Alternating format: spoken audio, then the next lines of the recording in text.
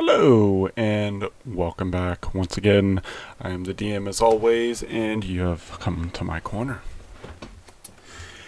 Today, we are looking at another Earth 2 thing. A pretty long one at that. Shane Issac released an almost hour-long video detailing the resource validation rewards, the auto-validation, and responding to random Discord comments, according to him. So, the heat map has come out for Earth 2, and as everyone rightfully predicted, it was an absolute mess. And to my knowledge, it still is. They've released two resources, oil and gold, and both of those aren't where they should be in real life. And this is something I brought up in my last video. It's not possible to do what they're doing. To map out the geolocations of every single deposit of gold, oil, iron, whatever. It's just not possible.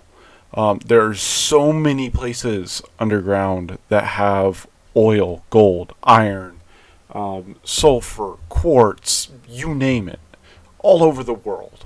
All over the world. And the vast majority of it, I would say probably like 90% of the Earth's underground, we have no idea what's there. None whatsoever.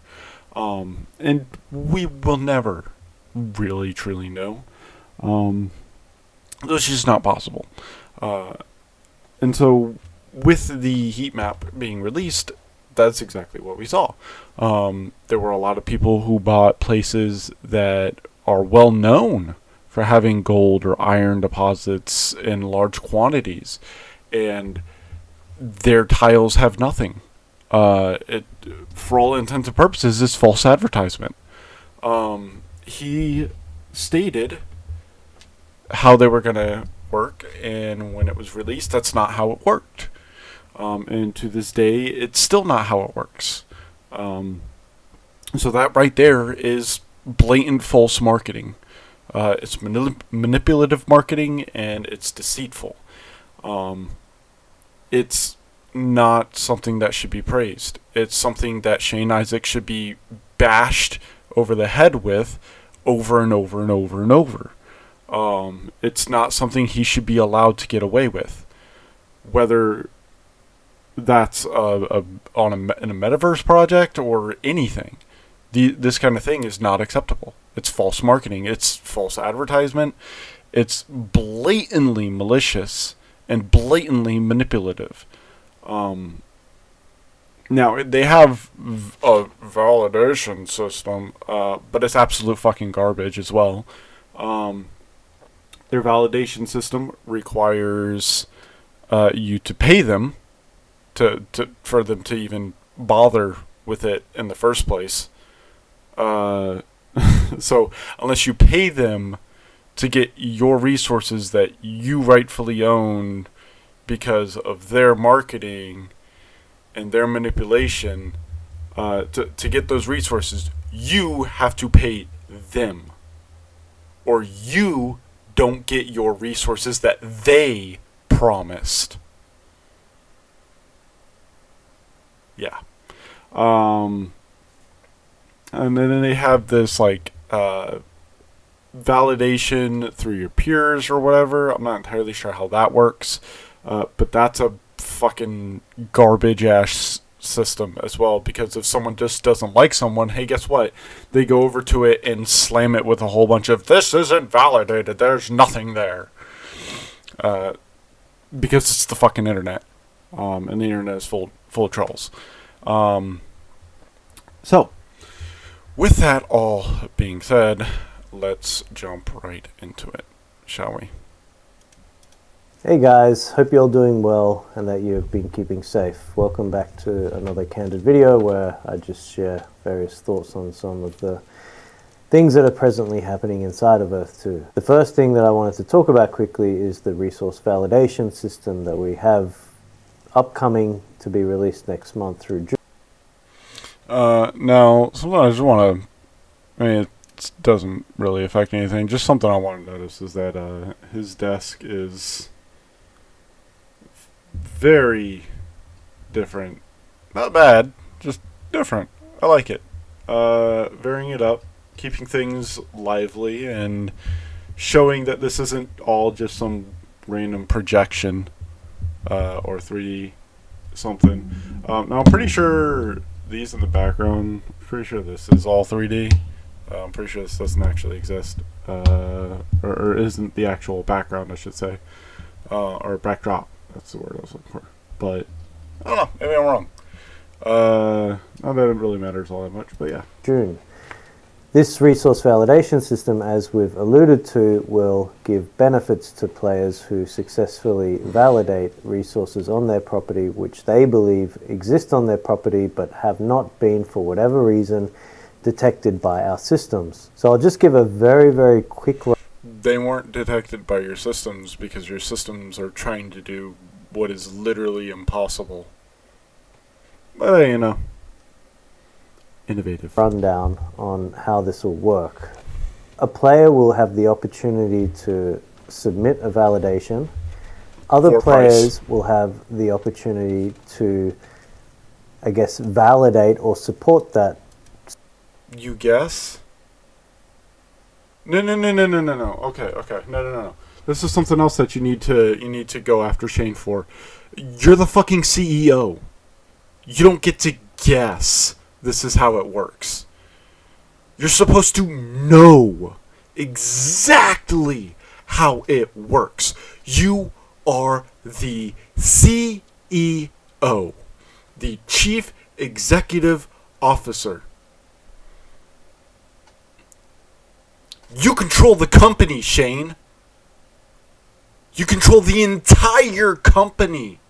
You have ultimate final say on everything. So you being like, I guess this is how... No. You don't get to guess. End of story. For any reason. There's no reason you get to guess on anything in Earth 2. You hold the final say on everything. You are supposed to know everything that's happening in your game. If you're guessing how this thing works, that's a massive issue for your project. Massive! I cannot overstate how massive it is that you don't even know how your own fucking system works. You're the fucking one that approved it. Submission of the resource request, validation request, have the opportunity to, I guess, validate or support that submission of the resource request. I've pointed this out several times already in his videos. This isn't scripted. I don't know why he thinks these unscripted videos are best, but the videos that you did that were scripted are so much better than this. So much better. Validation request. Now, a player who submits the validation for resources, they can in fact also support their own request. When you support a request... Why? Every player is going to say that they have the resources. Every player is going to validate their own resources. Of course they're going to fucking validate their own goddamn resources. That's so fucking stupid. That defeats the point of the system. They're just going to they're going to put in a validation request, they're going to validate it, and then they're going to go and tell all their friends, hey, look, I just validated this thing, go and do it for me. That is so dumb.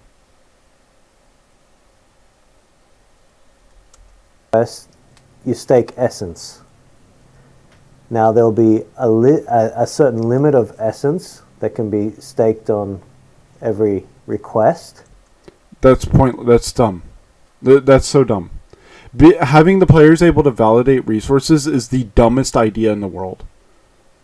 because you have two scenarios. Okay.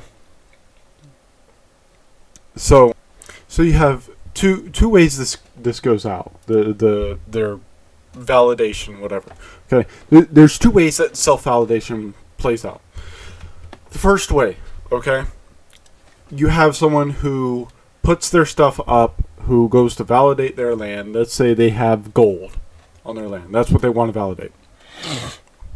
So they put it up, they stake the maximum essence they're allowed, and they say, this is valid.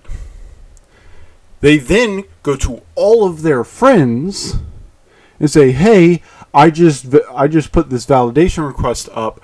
Go over to it and be like, yeah, this is correct, this is correct, this is correct. And then all of them stake the highest one, right? Because they're going to get it. Because it's a whole bunch of friends all validating the same shit. Right? Your validation system is broken that way. The other way it's broken is the exact opposite, where someone goes to try and validate something. Let's say they put in the maximum amount of essence, right? And then other people see them, but they don't like that person. So they go to their validation request and they say, no, this isn't valid. And then they go and tell all of their friends, hey, this guy's an asshole. I don't like him. Go and devalidate his request. And so all of their friends go to that request, and they also say, this isn't valid.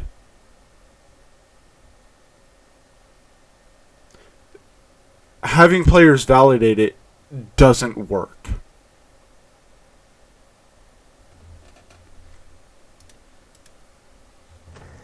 And we're hoping that the way that we are going to structure it will allow for multiple people to be involved with validating a request. But I'm glad he corrected himself very quickly there with the hope. No. I mean, again, he corrected himself, but I'm just going to hammer this point home. You're not allowed to hope this is how it works. You are supposed to know exactly how it works. What you are supposed to be saying here is, this is how it's intended on working. If you don't do it this way, and we find out that you're doing it a different way, a manipulative and deceitful way, then we're going to ban you. We're going to revoke everything you have, and we're going to ban you. Don't abuse the system. Make it a final endpoint, zero, no questions asked. If you abuse the system, it's an automatic permanent ban, and you get nothing. That's what you should do. If you did that, your self-validation system would actually work, especially if you enforced it. If you straight up told everyone in the terms of service that the self-validation, if it's abused, you get banned and you get nothing. Your account is deleted, all of your assets are revoked, and you are permanently banned from Earth 2. That's what you need to say right here. I don't know if he does. I hope he does, or I hope he says something to that end. Because otherwise your system's just going to get abused. One of the people or players who are validating the request can be the actual person or player who submitted the validation themselves. If the validation is successful, they will get back bonus essence on top of what they staked on the request or the validation. So I'll give you a quick scenario. Let's say that I'm a player, I've got tiles in a certain country. I believe I have a gold mine that is located on where my tiles are at, and it's not showing up on the Earth 2 resource heat map yet. Therefore, I go and submit a request to have these resources validated. I obviously believe strongly in my request, and I stake essence, 100 essence or something like that. I stake essence to validate that request because I'm supporting my own request. Other players can also come in and stake essence up to a certain amount per property. Once that property is validated to, in fact, have that resource, if it is all correct, every player who's staked their essence in that validation will get back a higher percentage. It could be 20%, 30%, could be 50%. They will get a higher amount of essence versus what they staked. Now, there have also been questions. You need to be clear about how much they're getting. So the thing that people have to remember is that this is not a game. These are real assets purchased with real money that hold real value. These are, it's not like the CSGO skins or TF2 hats where the company doesn't acknowledge the real world value. You are actually assigning a real world value to these pixels. Yourself, Shane. That's what your entire project is based off of. It's not based on a metaverse. It's not based on a game. It's not based on any existing IP. Your entire project right now is based off of these tiles that you have assigned a real world value to. Okay. So you can't have this shady practice of being like, well, it could be this or it could be that. No. You're not allowed to do that. For those not aware, loot boxes are under an enormous amount of litigation right now in every country around the world because of shady, manipulative marketing and business practices. They obfuscate their odds. They make claims that you could get this, but then you won't because the odds are less than 1% that you might actually get that. And you have no idea about the odds for everything else. So what he's saying here is you can put your essence down on it and you might see a sizable return, or you could see 1% or 0.1% or 0.0000000000001%. Or you could get an amount that's so low that you don't even see a difference, but you got something. Very ever technically speaking.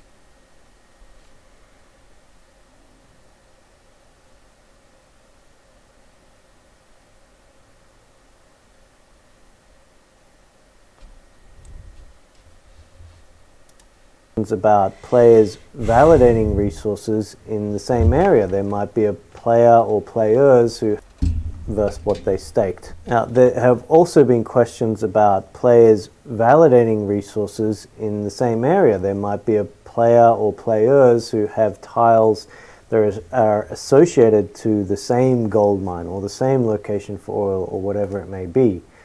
In this situation, why does that matter? Multiple players sharing a single gold mine shouldn't matter. They're on different tiles. Those tiles indicate who owns them. There's no question or need for explanation here. They're all individual tiles that have their own resource yield. Your answer is right there in the fucking programming. You've already designed it.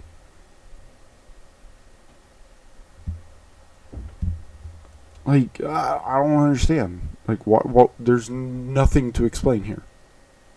You really need to stake your request to validate the resources as early as possible if you want to get that bonus essence for successfully validating or requesting resources. Wait. So, now you only get the bonus if you do it early?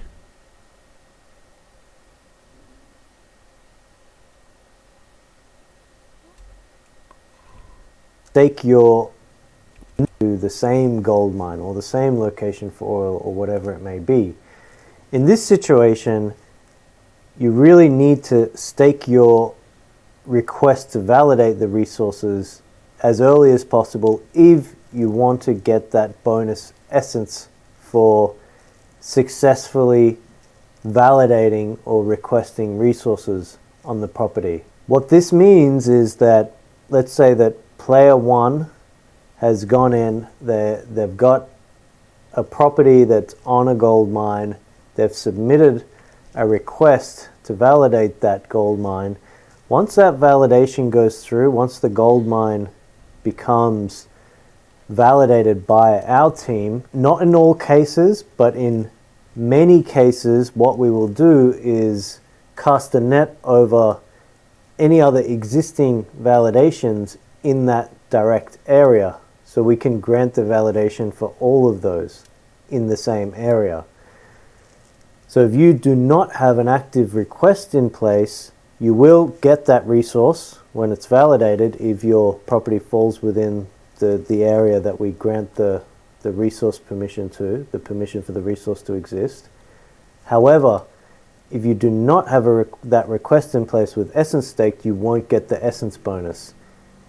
Because of this... Okay. I was letting him finish explaining that, so that way everyone understood, including me. So, okay. So it's not what I was originally thinking. So you'll still, essentially, he's saying that the only way you get the bonus essence is if you already have a resource stake claim out for validation. All right. I mean, he still hasn't said what your bonus is actually going to be. He said that you're just getting a bonus of some amount that could be like 30%. We plan to allow probably like a week at least for players to get in and submit their validations on properties that they believe have... No, end of story. No, end of story. No. You can't sit here and be like, oh, well, we're going to take at minimum a week before we even begin to process your validation request. That is unacceptable. If I had a tile on Earth 2 and I sent a validation request and I was waiting a week before y'all even started, I'm fucking pulling everything. That is horrendous customer service. Taking a week before you even begin to contemplate fucking accepting this thing as a thing that you'll look into when you were fucking paid to do it? Are you stupid, Shane Isaac? That is the most ridiculously stupid bullshit thing I've heard you say so far, and we're not even 5 minutes into your video. You can't sit here and take a week when you're the one that is getting paid to do the fucking validation. Let me put it a different way, okay? If I were going to go and get a commission for a piece of art from an artist on Fiverr, right? And I put in the request, I paid them the money to do it, and then I had to wait a week for them to even respond to my message. I'm demanding a full refund before that week, by the way, before the actual 7th day. By the 5th day, I'm demanding a refund and I'm going somewhere else. If they haven't even responded to me. So you being like, we're going to wait at least a week before we begin processing the transaction, I'm pulling out after 5 days. I'm taking everything and I'm leaving. Because you've taken a week. Because here's the thing. All of those resources that I should be getting, I'm not getting for a week. That's unacceptable. the resource that they're requesting. At least for players to get in and submit their validations on properties that they believe have the resource that they're requesting, in the first instance, like gold, oil, whatever it may be in the future. So we'll give that buffer zone probably a week or so to players to be able to make sure that their request is in place. What you need to here's how he does this. Here's how he should do this if he wants this to actually succeed and not be fucking retarded like he's trying to make it out to be. Here's how he does it. Okay, there's two ways. There's two different ways that he could do this. One, he can take it and make it so that when the validation request is put in, it shows a notification for all other players who have a tile that is connected to that gold mine. So that way all the other players are alerted. Or two, you make it so that 1 week buffer time applies after you validated, which should be the day of the fucking validation request. Your project is not that big, Shane. On top of that, you claim to have some kind of proprietary tech that's able to detect these things.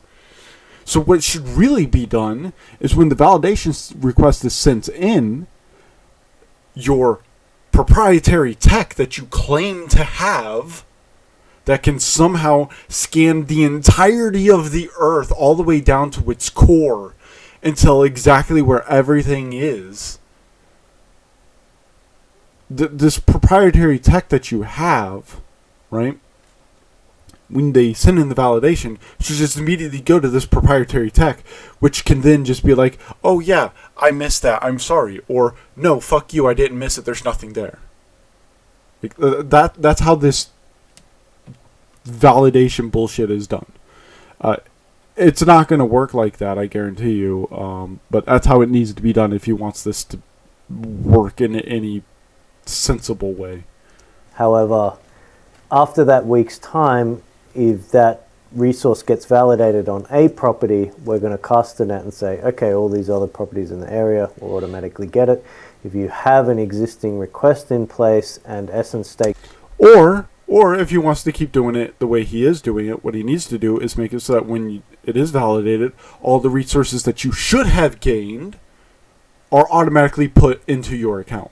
If that's how it's done, then having them wait a week like he's wanting actually is perfectly fine. It makes perfect sense and is actually acceptable. But only if you're going to give the resources that they rightfully own because they own the fucking asset that they bought that you advertised.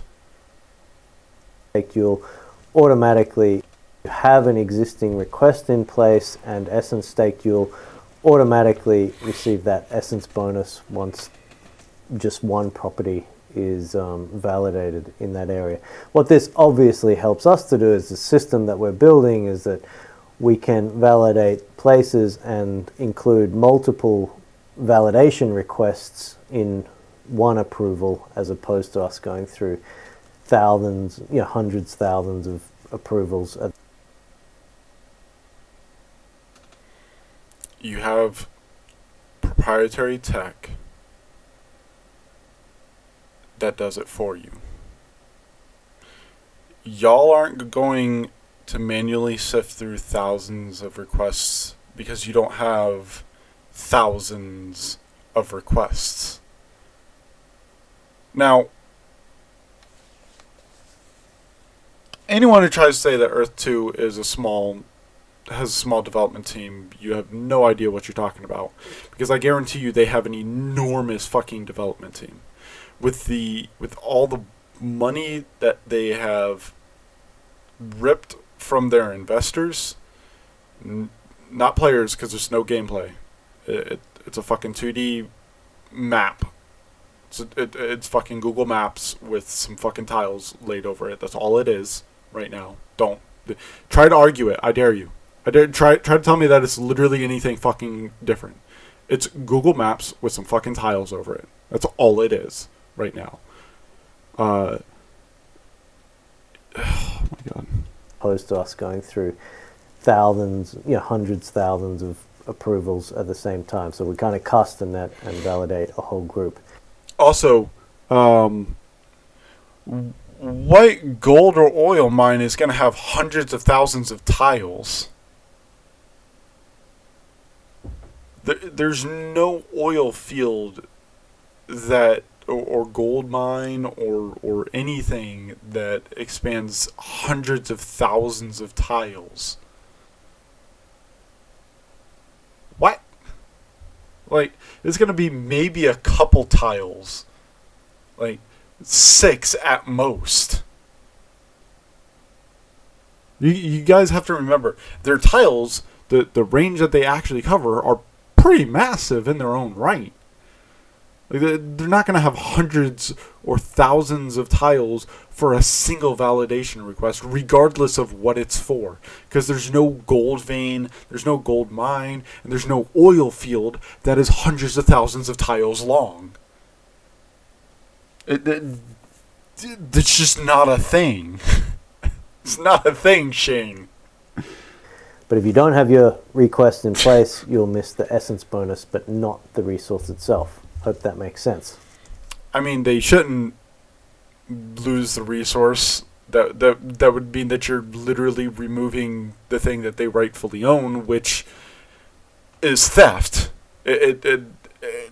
In that particular context, because they're not violating any of the rules or anything, and in fact are literally doing what you're telling them to, you not giving it to them could be considered a type of theft, because you're refusing to give them what they rightfully own.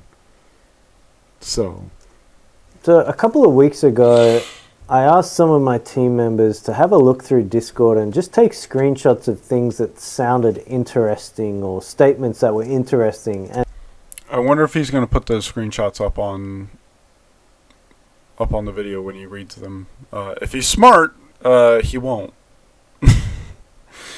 But if he's dumb, he will.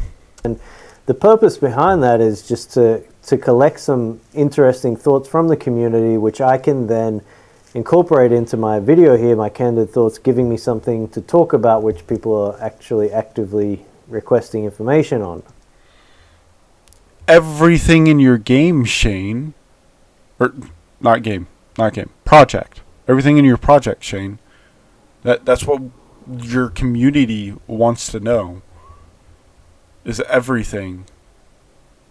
They want to know why your project isn't doing what it's claiming. They want to know why your project is a lie. Why you're sitting here making all these claims about being the most innovative thing in existence, being the next big thing, being Ready Player One, The Matrix, all this shit. Instead of making all these bullshit claims that don't fucking make any sense, give them the actual answers they want and tell them what the fuck this thing is. I'm not sure if this is going to happen every time, so just spamming questions in Discord might not end up in this, might not be... Here's a suggestion. I'm not in the Earth 2 Discord. I don't even know how to really get it. You probably have to like buy tiles or something. But here's how you do it. Okay, I've ran multiple Discord channels. I know how they all work. Here's what you do, Shane. You create a new channel called Video AMA. Right? Video Ask Me Anything. And you have everyone, any questions that they have on Earth 2, you put them in there. All questions regarding Earth 2 and things, and all questions involving Earth 2, you put them in there. Right? And that way you have an entire channel where you don't even need them to take screenshots. You can just scroll down this one channel and you can see all of the questions. It'll make it really easy for you to be able to get questions for future videos, but it'll also make it so easier for your moderators to find answers that they think are interesting for you to respond to, and things that they feel would have valuable information that could be explained by having them in the video, and then they can take screenshots that way. It makes it really, really easy for you to be able to do that. It makes it really, really easy on your moderators, and it makes it extremely easy for your investors to be able to ask their questions and maybe even get some direct feedback. Either you or one of your moderators, or maybe even a member of the development team, if they have time and the knowledge for it, they could reply directly to those messages in that channel and offer the answer there. And that way, if someone asks a similar question later on or something, they can be directed to the previous answer. So that way people understand and can already just know the answer. They don't necessarily have to ask it because it's already been answered. And they don't have to sit here and sift through a long video like yours to try and find the answer. So just having a channel for these questions would make it a lot better for you and your community and your moderators and everyone. Give a guarantee that it's going to end up here in the list of questions, but it's just something we thought to do. So I'm going to go through some statements and questions. Just real quick, I do want to give props to Shane for doing this. I try to keep myself unbiased. Being that I have no stake in Earth 2, I feel like my opinion of all of them is probably the most likely to be as unbiased as possible. I'm not saying that other creators aren't unbiased or anything, just that a lot of individuals, when you have any kind of money on the line, whether it's ad revenue or whatever, their thoughts can be influenced by it, though it's not necessarily going to be. Also, passion can get pulled into here, and it can cause all sorts of issues. So I just want to give props to Shane for doing this, for responding directly to questions and comments about his project. This is something that I feel a lot more developers in the video game space and in the entertainment space in general need to be doing. They need to be more transparent with their products, especially nowadays when we have so many shady developers and shady actors in the space. For crypto especially, there's an enormous amount of shady dealings and shady actors going on. Now, obviously, Shane doesn't necessarily want to follow the same path that everyone else is with the whole decentralized and all this. He's outright stated that he wants this to be a centralized thing. He's not trying to do anything shady. He's outright stated this himself. We've seen it in a previous video that I've covered.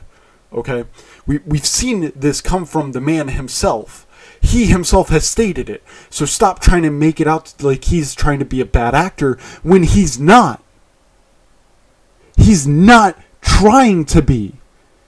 He's trying to be clear. He's trying to be transparent. He's trying to do the right thing. We need to acknowledge that. We need to accept that. And we need to move past it. He is not making a game. His website does not state he is making a game. He himself has never stated he is making a game. He has outright stated that he is making a project. He's making a thing that has games within it. That has gameplay elements within it. Okay? He is not making a game. End of story. However, what he is doing here right with this, with responding to Discord comments and whatnot, that is something that not a lot of people and a lot of developers are willing to do. And that's something that deserves accreditation and deserves to be recognized and acknowledged. This is a good thing, what he's doing. I do not want that understated at all. What he's doing here is a good thing, to respond to comments and whatnot. Questions from the Discord now. I'm going to give my thoughts and feedback on those questions progressively, and I hope this works. Let's see how it goes. So I'm just going to read the questions off my screen and then talk about it. So we've got a question from Jad, and sorry if I pronounced cool. He does put it up here.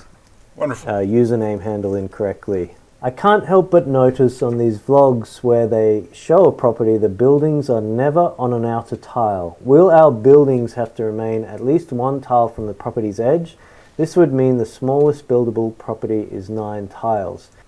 Yeah, so before he responds to this, I just want to point something out here.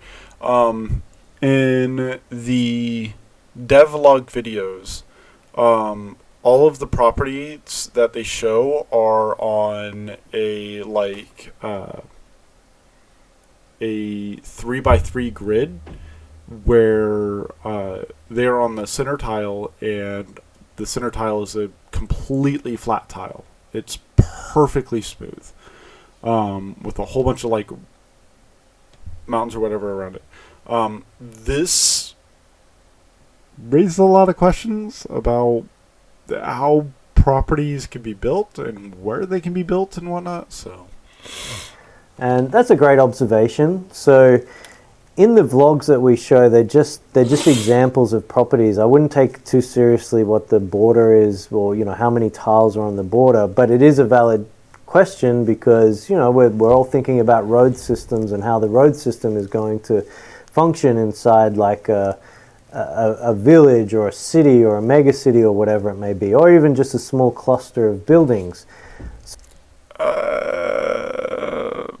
Not really. I mean, a road is a road. They already exist in the real world, Shane. They're already a thing. Everyone knows how a road works. Unless he's gonna apply a speed modifier or something while you're on the road. I don't see.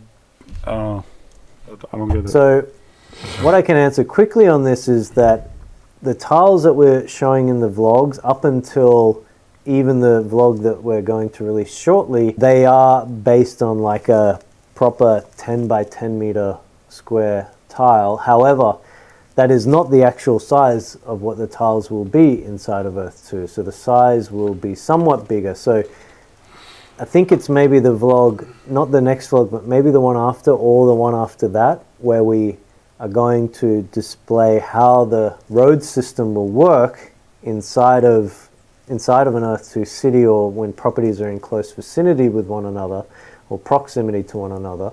We're going to show how that system works. And what you'll see is that the tiles, and they will be, this will be synonymous across all of the tiles inside of Earth 2, the tile sizes are somewhat larger. This will... So, here... A question that I keep thinking about is... Right now, it's just Google Maps with some tiles laid over it. How are they going to transition that into a metaverse?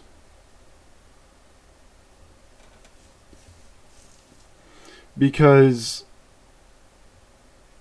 obviously the Earth already has buildings and whatnot placed down, but these are supposed to be buildings you can put down to get resources and whatnot, to craft your hollow buildings and everything.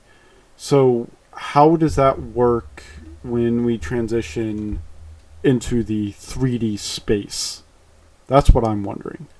Are the buildings just not shown?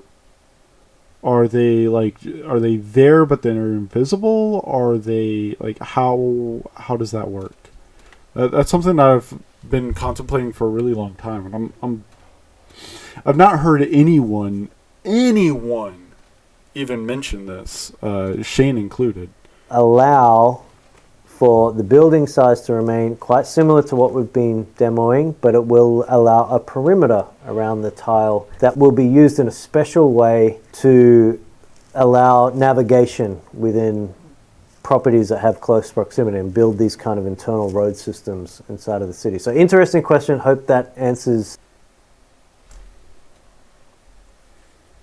the building size to remain across all of the tiles inside of Earth 2. The tile sizes are somewhat larger. This will allow for the building size to remain quite similar to what we've been demoing, but it will allow a perimeter around the tile that will be used in a special way to allow navigation within properties that have close proximity and build these kind of internal road systems.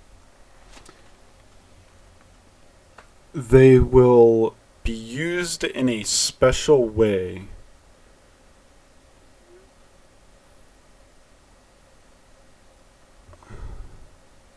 Shane, you're supposed to be telling them how this is going to work. You're supposed to be answering the comment, saying that they're going to be used in a special way and not elaborating at all on what that special way is. You're just creating more confusion. You're just creating more questions. You're not actually answering the question.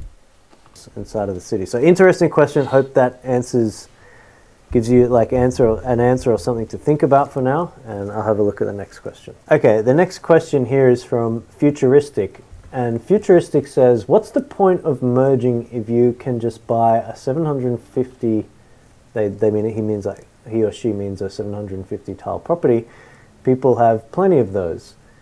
So this is about merging tiles. So the question is being asked, if you have such a large property, why would you want to merge it? And Reed Bird from Virtual Buzzworld answers, and he answers correctly. I'm assuming it's a him because he's got a profile photo that looks male. And he's saying it's for the people who have bought one-tile farms. And this has been a thing where players have bought one-tile properties to farm whatever it may be, jewels or whatever they're doing there. They've got their own little strategy. So, yes, to have certain types of ecosim setups inside of Earth 2, you do need a few tiles, like whatever, 10 tiles, 5 tiles, whatever it may be. What we've done is, or what we're working on, is giving the player the ability to merge their tiles together for this exact reason. If they want to expand on their property, if they need to make it a little bit bigger to facilitate something that they decided to grow, or that they decided to build toward, which their property cannot handle at the moment, then they at least have the ability to do that. And for these one tile property farms that are right next to each other, at least give them the ability to be able to merge their properties should they wish to. And I'm not going to go into all the merging of properties now and what that's going to involve. I know a lot of people talk about it possibly involving essence and costing something. We haven't got all of those plans laid down just yet. And I can see EBVK responds to that and says, I don't think you realize just how big a 1 by 750 tile property is, let alone 2. So that's very true. A 750 tile property is quite significant. It's massive. And I don't think we would want people merging multiple 750 tile properties. And why not, Shane? It's their property. It's their assets. They're allowed to do with it whatever they want.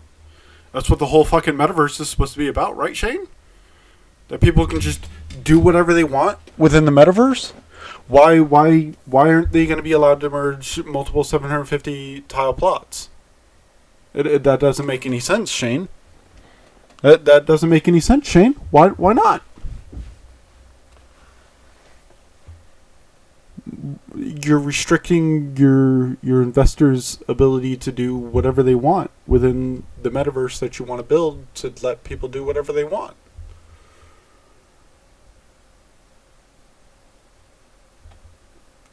you have no reasoning. I can't even say that your reasoning is flawed because you have no reasoning. You have no logic. There's no explanation. You're just like, we don't want players to do that. Well, too fucking bad, Shane. Unless you're going to make it impossible for them to actually do it via the code, people are going to fucking do it. In fact, the fact that you say you don't want them to do it is going to make them do it. Actually, it's the Barbra Streisand effect. You say you don't want someone to do something, so they go and do it. Then they go and do it specifically because you told them not to go and do it. And we have a statement here from Mr. Green, who has a bot tick, so Mr. Green must be confirmed as a bot. Mr. Green says, I feel for us to get millions, if not tens of millions, of people involved in this and playing it that the crypto... There's no play. There's no gameplay. You're not playing anything. And this just goes to show you that these are investors, not gamers. Because any gamer worth their salt will look at their fucking map with some tile grids laid over it and tell you this is not gameplay. I have like 2 idle games on my phone. They're not games because all I do in them is I pull them up once a day. I tap the screen once to get rid of the daily login notification. And then I might do like a couple of other things that are not gameplay related because it's like claiming free, like 5 free rewards and like upgrading one thing. And then I close it. And then I wait for the next day. So that way all of the passive things that I get from idling while the game isn't even up come in. It's not a gameplay. It's a bunch of 2D JPEGs on the screen running into each other. And literally that is it. But that's not a game. And neither is this. You're not playing it. Aspect needs to be made easy, or they need to put out some detailed instructions on how to do it. And this is a good point.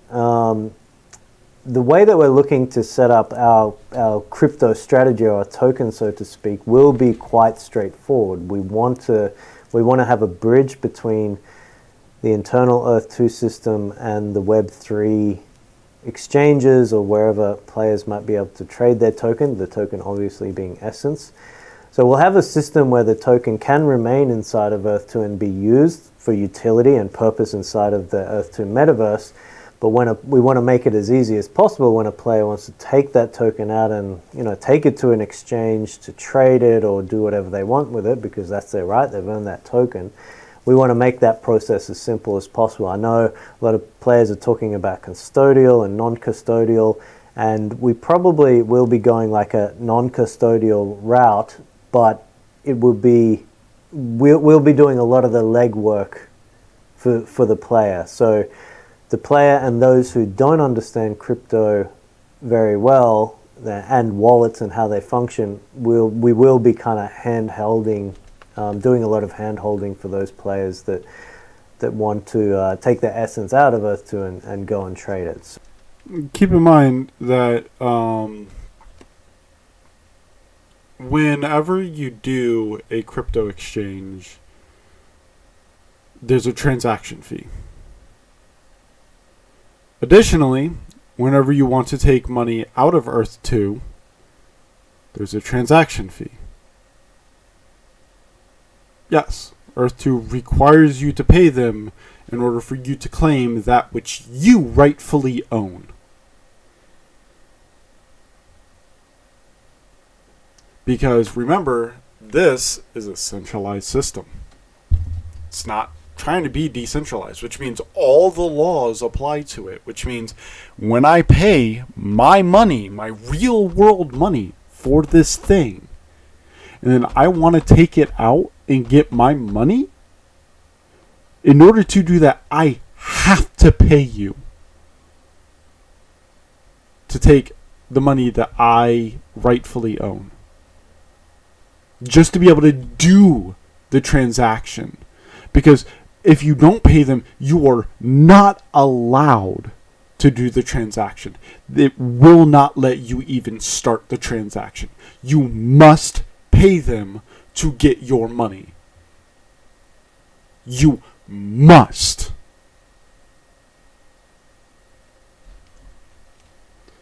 Very fishy.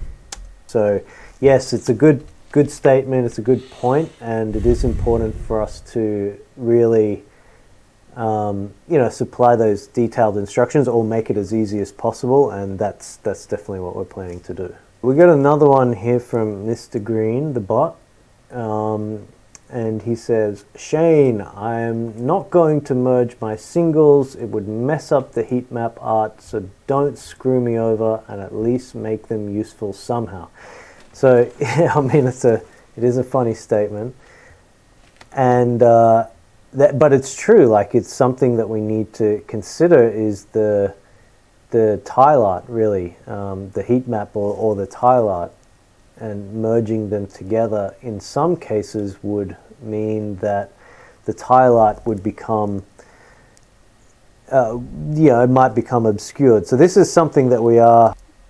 Just make it so that you have the option to get rid of it or not. That's not hard, Shane. All you're doing is fucking coding JPEGs. It's not like you're fucking coding some complex fucking 3D state machine for a state-of-the-art AAA fucking game. You're fucking coding for a goddamn map with some fucking tiles over it. And a bunch of pixels. Bunch of 2D pixels.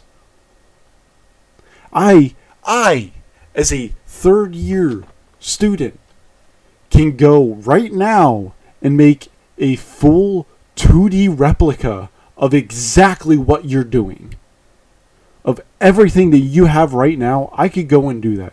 Now, can I do that in a week? No. Can I do it in a month? Probably not. But I'd say maybe 4 or 5 months, and I would have an exact replica of what he's got. An exact replica. Because all he has right now is a fucking 2D plane with a fucking map over it and a bunch of grid tiles. That's all it is. And then abilities. They have a shop where you can send them money for virtual things. That is no different than my idle game that I play. It's no different. The only thing that separates what he's got from the idle game that I play is that his involves cryptocurrency and mine doesn't. That's the only difference. Like, what you are doing is not.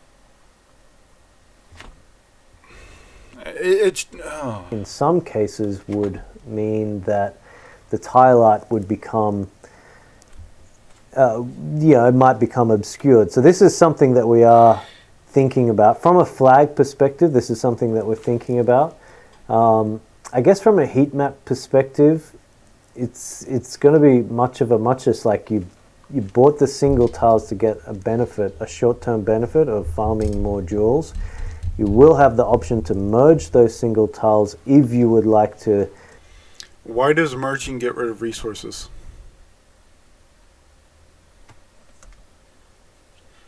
Why does merging destroy resources? Your heat map is supposed to be a complete 1-to-1, 100% precise, accurate replication. That's what you are claiming. That you will get exactly what is on that tile from real life. That is what you are claiming, Shane Issac. So why is it that you are destroying resources when you merge? By destroying the resource, you are making it so you are in no way possibly a one-to-one replication of Earth like you constantly claim this project is supposed to be. You cannot destroy resources, or you are not doing that which you are claiming this project is. And if you're not doing that which you are claiming the project is, that is false advertising, that is against the law, that is illegal. Like, use those tiles to play or be part of the a larger ecosim. Have larger ecosim set up, so you will have that option at least. It's better than not having that option. But I agree, like from a tile art perspective, at the moment the recent upgrade we made allows every property to have a separate flag.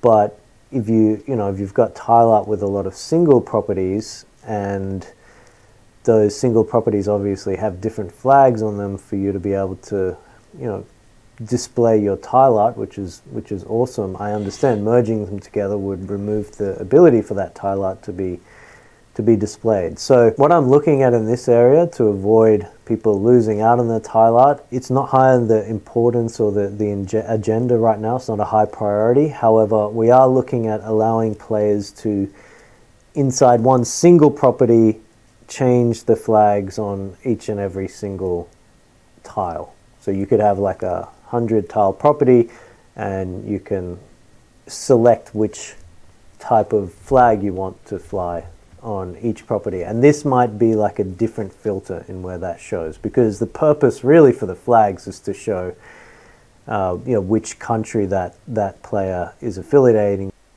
no, it's not. No. Shane's lying here. No, it's not. That's not the purpose of it. The purpose was for the players to be able to be creative before anything else was fucking implemented, before anything was actually in the game, when it was literally only the tiles. That's what the purpose was, for the players to be able to express creativity. You have said this yourself, Shane. Stop lying. This right here is an outright fucking lie from Shane. This is an outright lie from Shane Issac. I will say this again. It is an outright, blatant fucking lie. He has stated himself that the reason that you could put the flag on it in the first place was for players to be able to express their creativity. You have stated this yourself, Shane. Stop lying. Their property too, and that is important long term. So we are kind of balancing things here. That's just a quick little bit of feedback on how that might be handled. And there's no reason for him to be for their team to be contemplating this, because it's not that hard to code in. Especially when it's just a fucking 2D plane with a fucking map on it and some fucking tiles laid over it. It's a fucking grid. It's a grid system. That's all you've got right now. With some extremely rudimentary basic 3D modeling available to your players. Extremely rudimentary. And I say extremely rudimentary because all of the fucking art still has to be connected with each other. It's like it's being 3D fucking printed. It's insane. It's insane. I hope that makes sense. And yeah, Chris replied to that one and said, "Jewel farm, guess that may be all they are useful for." And then Didon data. Sorry, Didon data if I got that wrong. Yeah, if merge means no tile art, I'm out with singles too. So yeah, hopefully we can preserve that ability for tile art, because it is very creative. I love the tile art, and I don't want to release something that's going to rule all the tile art out today. Then just make it so that the tile art stays when it's merged. It's really not that hard. He said that it's not a priority, but it really should be, because it's going to take your coder like maybe 2 hours at most to fucking do. You're going to have it released in a hotfix today. It's not that hard, Shane. This goes to show yet again that Shane doesn't know what the fuck he's talking about when it comes to programming, when it comes to coding, when it comes to creating a 3D project. Not even a game, because even if it was applicable, it wouldn't matter. It's showing that he doesn't understand how these things work. Okay, we have a message here from Drew, and happy birthday, Drew. Hope you're having a great birthday. So Drew says, clicking transform is not a good way to get essence. Going to each property or something similar when we get more gameplay is definitely coming. Shane said it will be more difficult, which is good news. Another reason that as time goes by, many of us have far too many properties to handle on our own. I'm definitely looking forward to hearing more about scholars. So yeah, it's a great comment, Drew. And when Drew refers to scholars, he's talking about basically our upcoming ability to contract your properties to ecosim players. So the players who do have a lot of properties, it is going to be more and more difficult for that player to manage all of their properties, just like it is in the real world. And that player is going to have the ability to, we're not calling it a scholar, but they're going to have the ability to contract with. You're not calling it a scholar, yet your own player called it a scholar and said they're looking forward to learning more about them. Yet another lie, Shane. Y'all clearly intended for it to be called scholar, and now you're trying to say that it's not going to be called scholar. Real world, and that player is You're going to again, have Shane. the ability to, we're not calling it a scholar, but they're going to have the ability to contract with other types of players as players will do on Earth 2 throughout the whole course of the future of Earth 2. We'll have different contracts for a lot of different things, but in this case, players who have a lot of properties will be able to contract ecosim players or people who are focused on playing the ecosim, and that contract will then split whatever is produced inside of that property between the owner of the property and the ecosim player. So business. Like, just say that you'll be able to hire other players as employees. Stop trying to make it fancy. Stop trying to use big words and mislead everyone. You're just making it so people can run a business. That's all, literally all you are doing. And you're not calling it a business, but you have to, because you have to follow the law. If you are paying someone for a service, a repeated service like this, they are an employee. You have to have a contract with them, which you are talking about. And if you have a contract with them, that means you have legal obligations with that person. You have a lot of other things that are a part of it. It gets even more complex when you consider the fact that all of this has to deal with you and your company. And Shane isn't thinking about how any of these economic things are going to interact with the law at all. Yet again, showing that he has no idea what the fuck he's talking about and has done little, if any, research on these subjects at all. In any way, whether it's having someone else do it for him or what. He's literally just had it. This is why he needs to go back to his scripted videos, because he doesn't know what the fuck he's talking about otherwise, and it just makes him look like a complete incompetent baboon. It really does. Who is responsible. And it's unfortunate, because again, what he's doing is, it's interesting. It could be really cool. You're just, oh my god, you're just such an idiot, Shane. You don't know what you're talking about. Between the owner of the property and the ecosim player who is responsible for managing that property if a contract is in place. And yes, that's a whole different rabbit hole. I'm not going to go down into all of it now. It's not a rabbit hole at all, actually, Shade. All they're doing is just, they're hiring people for business. Call it what it is. It's a business.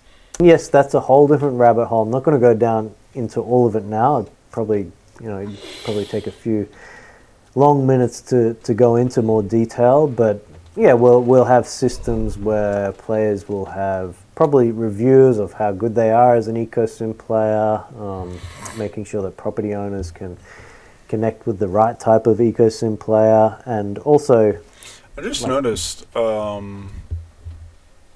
back here has gotten dark out.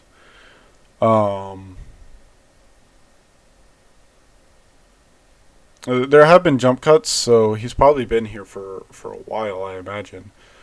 But with this being dark out, we can actually kind of see the rest of the room a little bit. See some boxes, and I assume these are probably also boxes. Just very curious. That's all. splits, I guess. If it's a new ecosim player, maybe they get a lower split on the right type of ecosim player, and also like splits, I guess. If it's a new ecosim player, maybe they get a lower split on the reward or whatever, the produce of the properties that they look after to build a name for themselves, so to speak. And ecosim players will be responsible for other things too, like transportation and other things, just jewel slotting, maybe even jewel crafting, having a lot of knowledge in how the ecosim works will. It's getting overbloated, Shane. It's getting really overbloated. You're just for one system, he has like 12 different other systems, and for all of those systems, he has other systems, and for all of the systems of the systems of the systems, he has other systems. So it basically turns into that meme, hey, I heard you like mechanics, so I put some mechanics in your mechanics so you can do mechanics while you mechanic. That's what you're doing, Shane. You're turning yourself into a meme. Actually, I might make that I might just screen cap this and just turn that alone into it. That'd be hilarious. Be very beneficial for ecosim players. Yeah, we got another quick comment Not here really. from Zach Friday. I don't know if that's like a different way to say Friday, but I'm just going to say Zach Friday. By the way, will E2, if it's successful in the future, have a virtual reality optional gameplay for those types of glasses which are being created and developed by big tech, or will it be strictly for PCs? Well, I hope his answer is like 2 seconds, because the answer is yes. The whole thing is augmented reality. It's all about augmented reality. You know what augmented reality is? Virtual reality. It's all meant to be augmented and where you can go in. It's supposed to be a metaverse. It's supposed to be a metaverse. You know what a metaverse is? You know what a metaverse is? Ready Player One, the thing that Shane himself has compared this to. You know what the metaverse is? The Matrix, the thing that Shane has compared this to. You know what a metaverse is? It's exactly what you just asked. It's not a PC. It's not developed by big tech. Like, So that's a great question, Zach. And I guess the quick answer is yes. So what we're building now at Earth 2 is the visual platform, and no, you're not. No, you're not. That's a lie. You're not building the visual platform right now. All you're building right now is a fucking 2D plane with a map over it and a grid. That's all you're doing right now. We have seen no substantial evidence for anything else. 2 of the 3 big things that they have shown off were Drone the Game and a fucking mountain pack on the goddamn Unity asset store. They didn't even change the fucking mountain pack video. They just literally copy pasted the fucking video from the Unity asset store onto their fucking YouTube channel.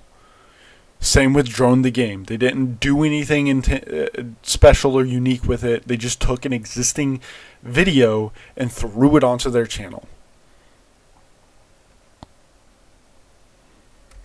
The quick answer is yes. So what we're building now at Earth 2 is the visual platform, and what we want to achieve in the future is for new hardware, whether it be VR, AR, whatever it may be, that it can connect to the visual platform, the visual metaverse that we're building. Like, for example, we acquired Drone the Game. You can put an Oculus headset on right now. You can jump into Drone the Game and kind of feel what that's like with an Oculus headset on. You can do that type of thing. I think it's supported by Steam. What we're building in Earth 2 is the visual kind of platform for what. By the way, you should know whether or not it's supported by Steam. You own Drone the Game now. You're the CEO of it. You should know whether or not it's supported VR and whether or not Steam has integrated that.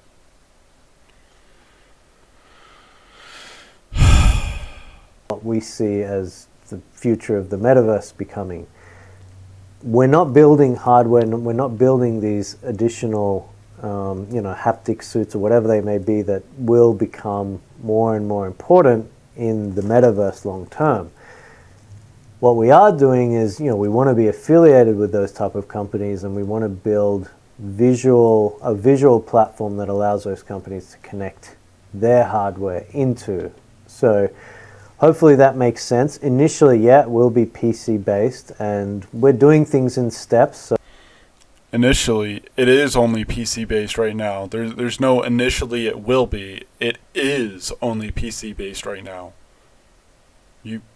There's nothing else to it. There's no 3D aspect to it. You can't take it into VR right now because there's nothing to take into VR. Because it's not a metaverse right now. It's a 2D plane with a map of the Earth and a fucking grid thrown over it. So we're trying to release interesting game loops or things for people to do inside the metaverse as we build toward this longer goal. Okay, we've got another question here or a statement from Simone S, or I'd say Simone S.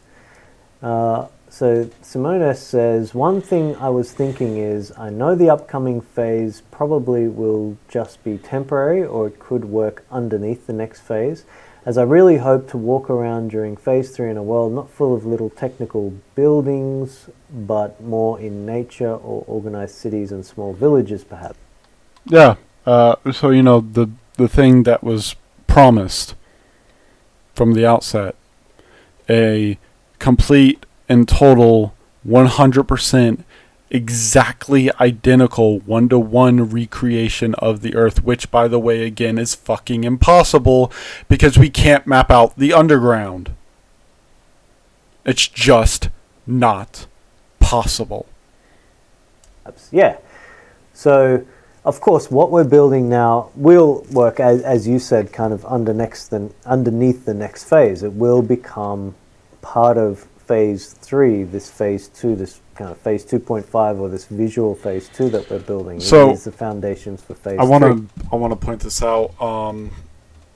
Both Shane and Simone are showing their clear lack of knowledge in how things work when it comes to releasing updates and whatnot.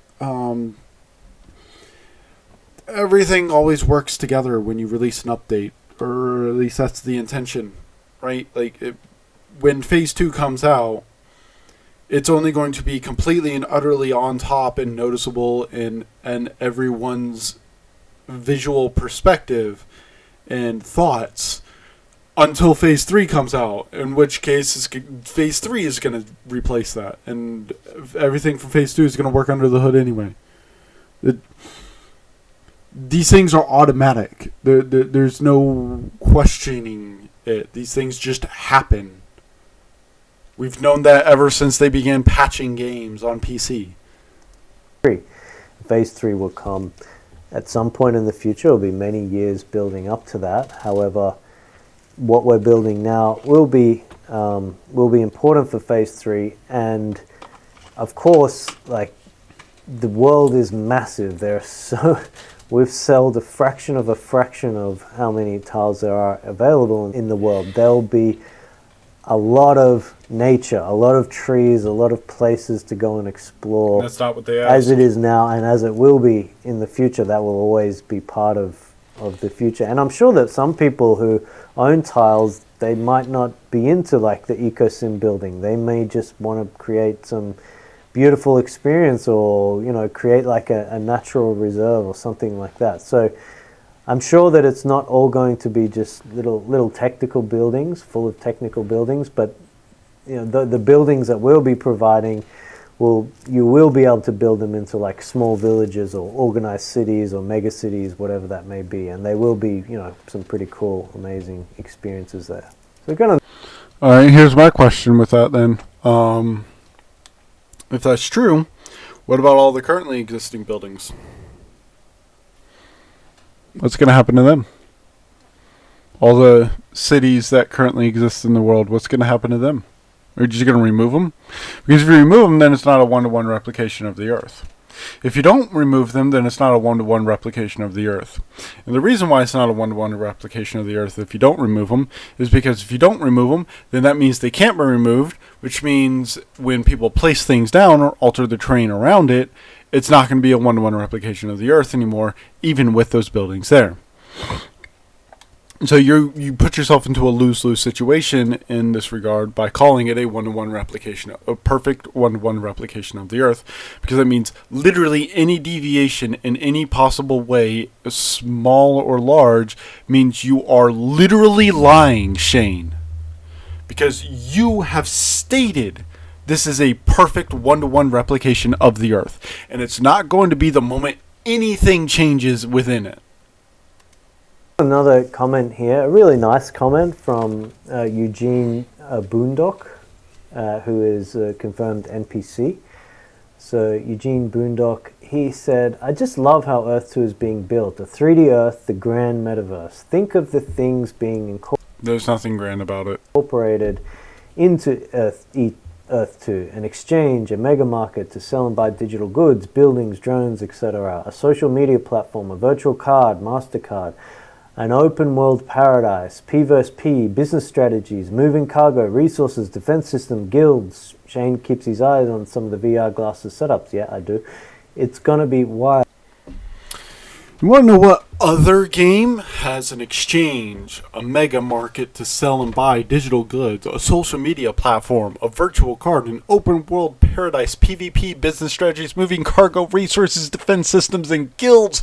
You want to know what has all of that? Guild Wars 2, Guild Wars 1, World of Warcraft, Final Fantasy XIV, RuneScape.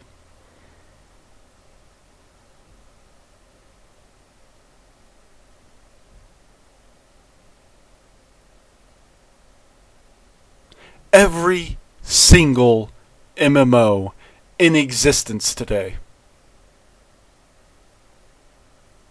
Little small game called Ashen Empires has all of this. That game came out before I was born. I played that thing when I was a kid. It's still going, too. It's really, really cool, really fun. A lot more unique than this thing.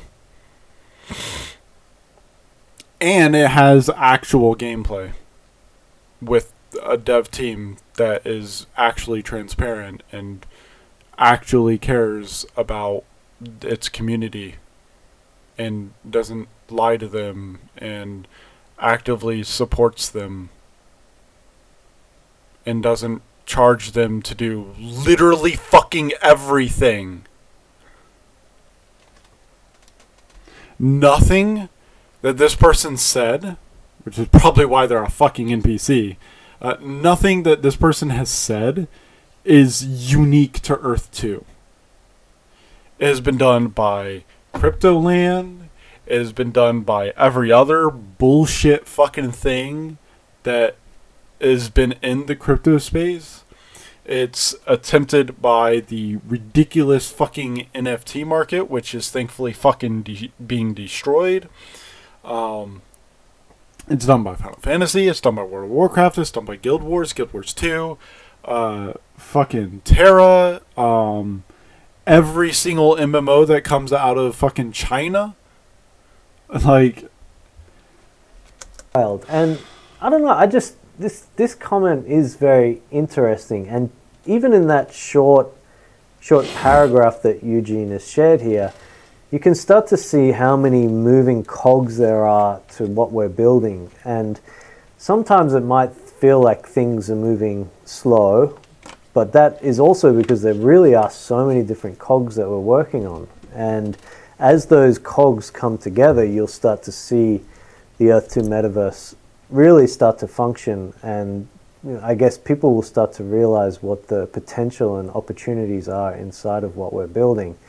So we're happy with just focusing on building stuff at the moment. We know we receive criticism from a lot of different places on things that we do. In fact, almost every little thing we do we get criticized for. But we're happy just kind of focusing. really, Shane? Really? You're gonna do that?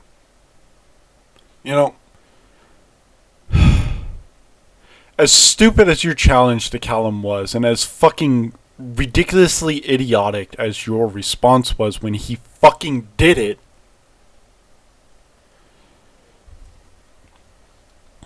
the one thing that I could say positively was that you never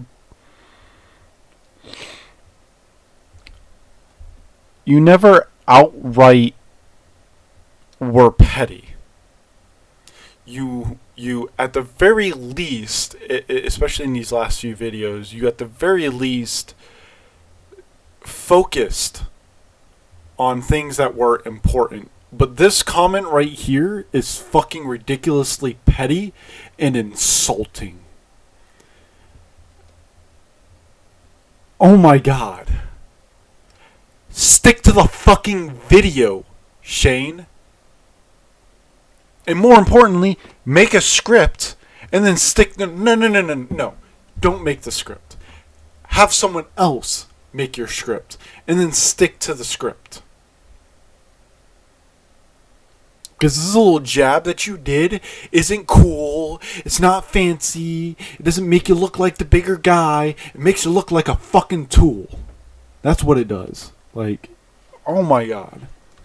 Focusing on these multiple areas that we're building, we feel very confident that when these different areas or cogs come together, it is going to be crazy. It's going to be a really interesting place to visit, the Earth 2 metaverse, a place to do things and a place to exist and a place to have your digital representation of yourself inside the metaverse.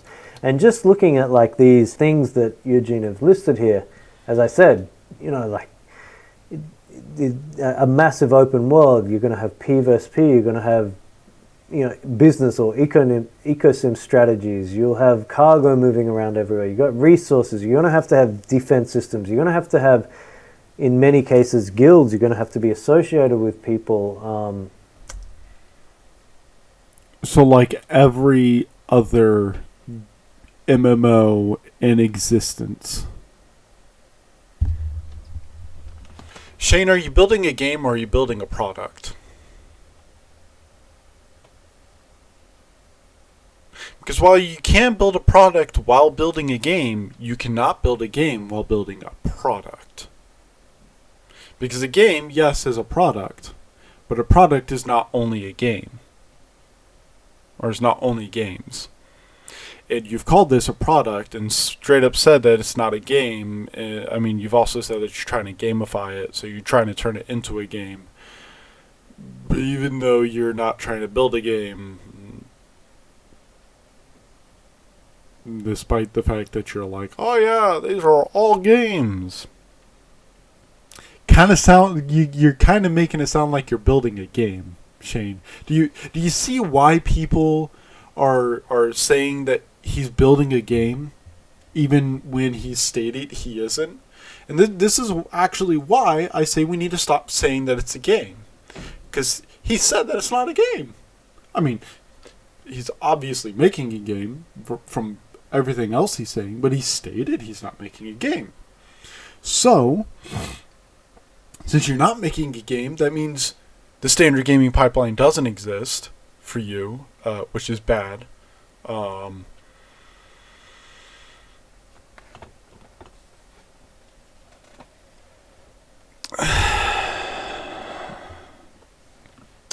Other players in different ways. So there are so many different things that are going to come together. We're still getting there. We're still building toward that. But when the pieces start connecting, there'll be a lot of things to do. So yeah, thanks for the cool comment. Thanks, Eugene. We've got a comment here from Aussie1, Prime Jewels plus Holo. So that's pretty cool. Must be into jewels and holo buildings. And Aussie1 says, okay, so resources can be woven without any ecosystem buildings constructed. Was the Weaver part of the Mentor? So just to answer that quickly, yes, the Weaver is included. It's an internal part of the Mentor. So yes, you can have a Mentor sitting on a tile. That Mentor has a Weaver inside it that has the ability to weave the resources into raw materials, or the detection of resources into raw materials. Limited building blocks can be held by each ecosystem building before needing to be transported to local storage or transported away to be traded at a different location. This sounds like there will be trading hubs. My new theory is that there will be added value of owning tiles in an Earth 2 verified megacity. They will be the only place where trades can happen. Now, I mean, interesting kind of theories that you have there, which I thought was pretty cool. I'm not sure if it's going to be limited to verified megacities, but yeah, there will be trading hubs. And what I would like to do, what we're working on at the moment, is that there will be specific buildings for these trading hubs. And I don't know how much work will be involved in building. No, you're not.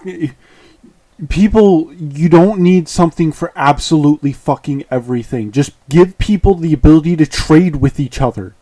You don't need to have a whole ass building that people have to construct just to be able to fucking trade with each other.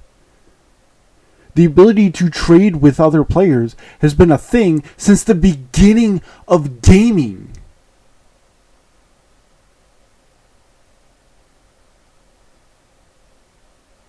In every single game that is multiplayer, every single one I've ever played in my 20 plus years of life, in with everything that I've accumulated over my lifetime,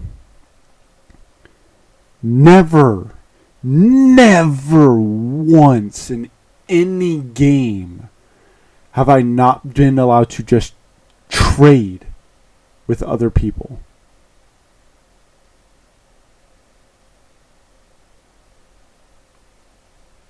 There doesn't need to be a fucking hub. Just let players go up to each other and assign the fucking trade. A trading hub, Jesus but Christ. I imagine there will probably be some significant work involved to play the ecosystem to be able to build a trading hub, and they would be kind of places that players would strategically visit to trade in or do other things in. So I just, that comment was pretty cool, and trading hubs, the concept of trading hubs is very cool. No, it's not. So I thought I'd just leave those few comments on that for now. As an example, RuneScape has a Grand Exchange. Grand Exchange, you can go there. Most people are there that want to trade, but you don't have to use the fucking Grand Exchange to trade. You can just walk up to a player anywhere in the world, right-click on them, click Trade With, and you begin to trade. Just right there. The Grand Exchange is a way for you to automate the process of buying and selling items. It makes it easier so you can set up something that, like, if you want to bulk buy something, you don't have to sit there in the bank for fucking 20 plus hours or whatever, trying to find someone who has the fucking thing you're looking for at a price that you're able to afford or willing to pay. Like, I don't understand. We have another one here from Aussie One. Transportation vehicles will have different attributes and suited best for specific activities. Theory is that jewels can also be used to improve these attributes. Heck, No. This is just monetizing more things. And this is another person. I'm going to call him out. This is another person who's probably not a gamer and doesn't understand the actual gaming landscape.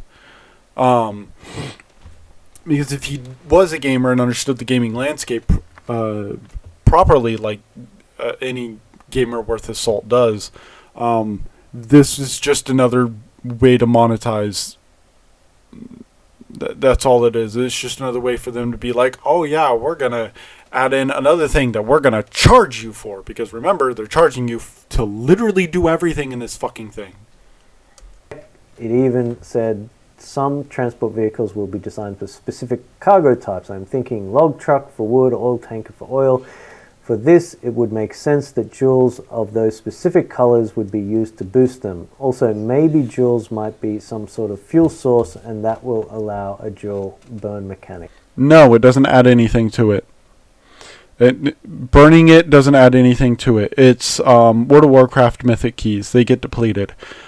There's nothing that the key being depleted does for the game.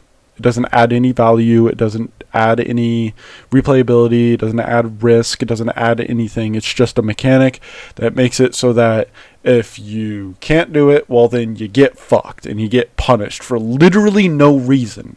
For reasons that are beyond your control, because there are other people in the party that do things, that have equipment that don't necessarily always align or are able to do the content, because Blizzard doesn't know how to fucking balance their own fucking game after goddamn 20 plus fucking years in this industry. That's a whole side tangent all by itself. These fucking developers that have somehow have all this industry experience and don't know how to fucking balance a goddamn game.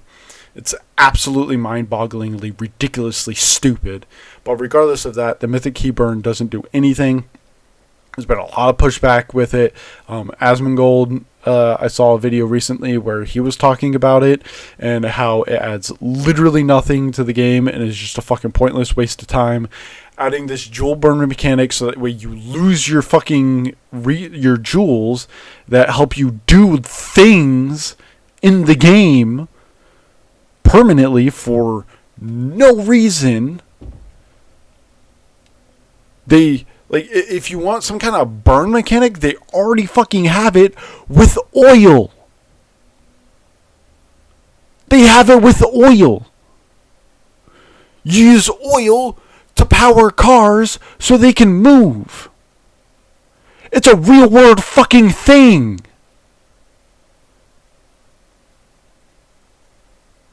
And at least in that case, it's something that you can replenish.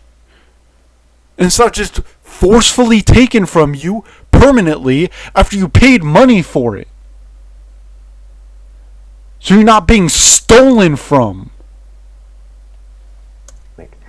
So yeah, great theories again, and I thought this is something I'd just comment on very quickly. Yes, jewels will have multiple utility inside of Earth 2. At the moment, the main utility is obviously increasing the detection of ether and like slotting them on, crafting and slotting them onto your mentor. However, they're going to have a lot more utility in many different areas, and you'll probably find in the transport area is one of those, and many other.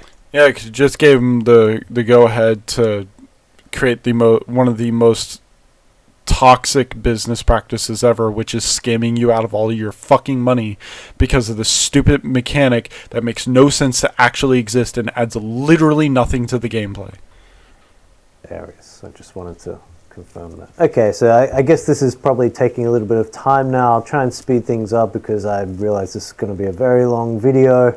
Wasn't intended to be, but I don't often get a lot of time, so I'm trying to just jump in and cram all this stuff into one session. So I hope you guys could appreciate that, and I'll try and move through it as quickly as possible. Maybe there's just information throughout this video that some people find interesting should you have the time to look through it, or realize that people are busy and they don't have the time to do that often. In any case, we've got a question here from Zeus. That's Zeus from E2 News, amazing website that they've created there. And he says, Yes. I have an interesting question. This should be a one-word answer, and he should move on. The answer is yes, because it's supposed to be a one-to-one replication of Earth, which means it has to have a day and night cycle. It literally has to, or it's not a one-to-one replication of the Earth.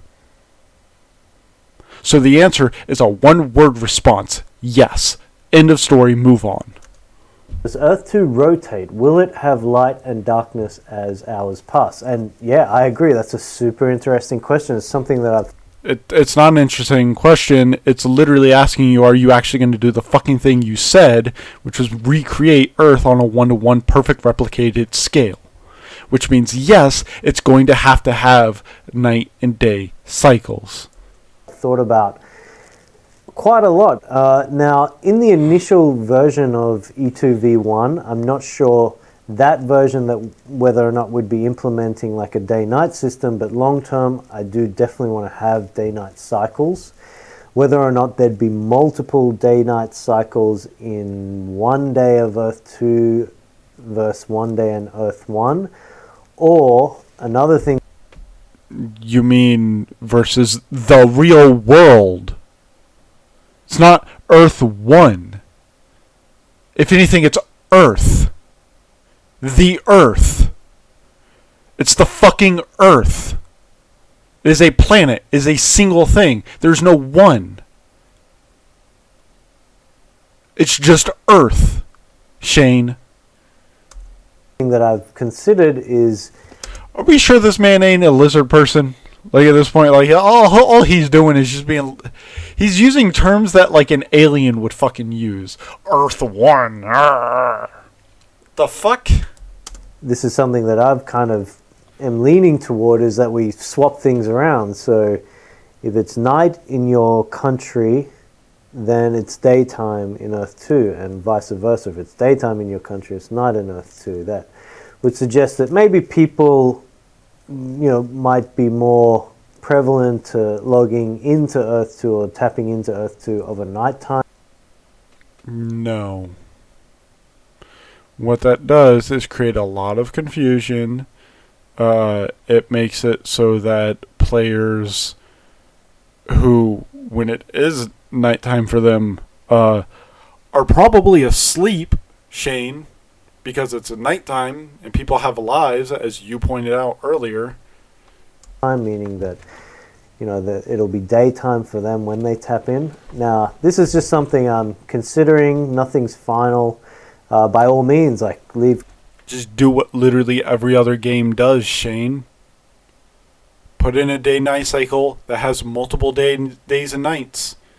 In fact, you know what? Final Fantasy XIV has hundreds of days and nights that cycle through in a single day, if not thousands, in a single Earth day.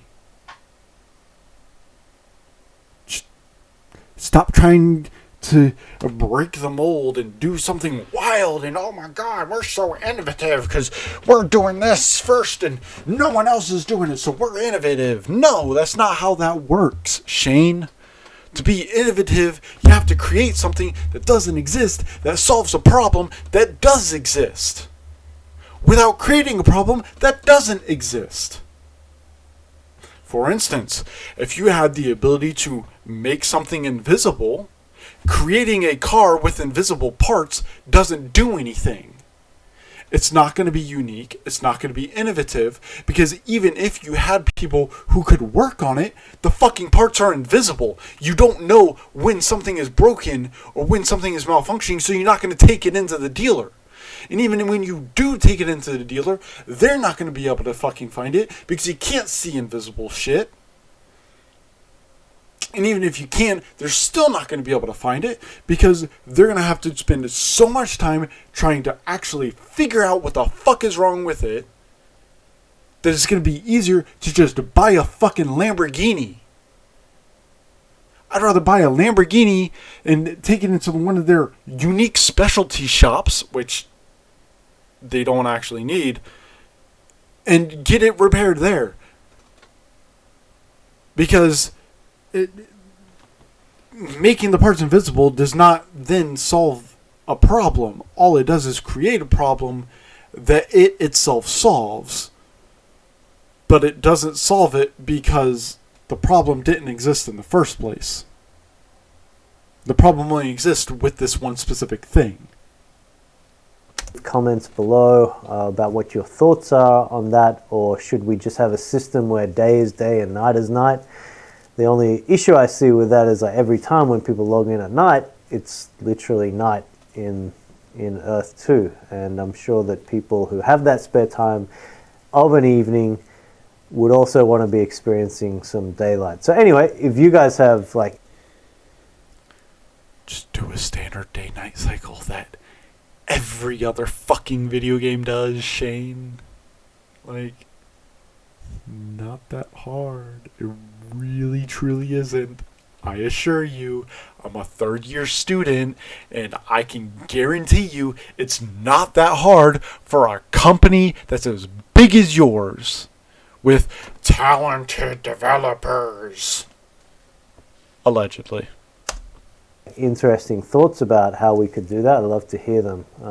By all means, leave it in the comments below. Some people from my office read through the comments, and I'm sure they'll let me know if there's anything interesting in there. So please do. Okay, we got another question here from Pacey of Shun City. So cool. Pacey does a lot of good work, by the way. He makes some amazing tutorials and videos on Earth 2. Love your work, Pacey, and picking up a question or a statement from you here. So, you know what I bet he was doing during that jump cut, and the reason why there was a jump cut is because he's looking up all these people before he actually makes a response to try and make himself look better.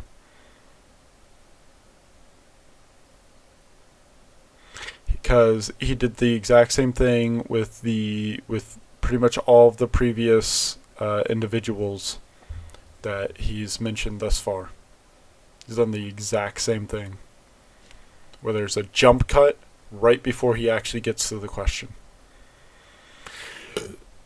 Now, that's not necessarily surprising. Like, he might have to like scroll through them or whatever. But when you think about it, it actually is surprising because he said at the very start of this video that he had his moderators go through and pick out the interesting questions for him to respond to, which means he should just have the entire list of the ones that he's supposed to respond to right in front of him, which means he doesn't need to actually do any jump cuts. He just has to look over, maybe scroll down a little bit, get to the next question.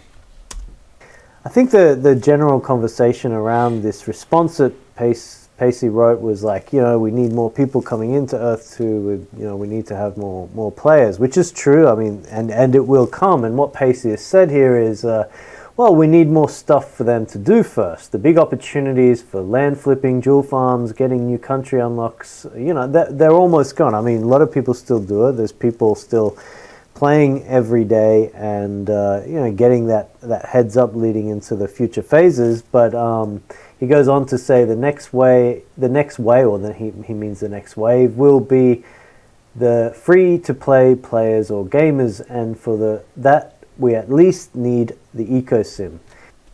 He phases, but he goes on to say the next wave, or he means the next wave will be. Did you catch that Freudian slip? He goes on to say the next whale, or he means the next whale. That's not a coincidence that he said the next whale, because that's what people like this are looking for. They're looking for whales. They're looking for people who are willing to throw out money like it's nothing. Great example is EA, Ubisoft. I forget which one exactly it was, but I remember watching a marketing meeting, and the person that was advising them and telling them how they should be doing their business strategy and whatnot for their cash shops, literally referred to the players as whales. I'm not joking. They see you as a fucking whale, and so does Shane. Once again, for those in the back, pay attention. But he goes on to say the next wave, or that he means the next wave, will be the next whale.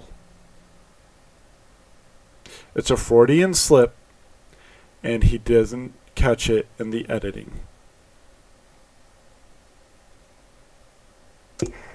The free-to-play players or gamers, and for that we at least need the ecosim.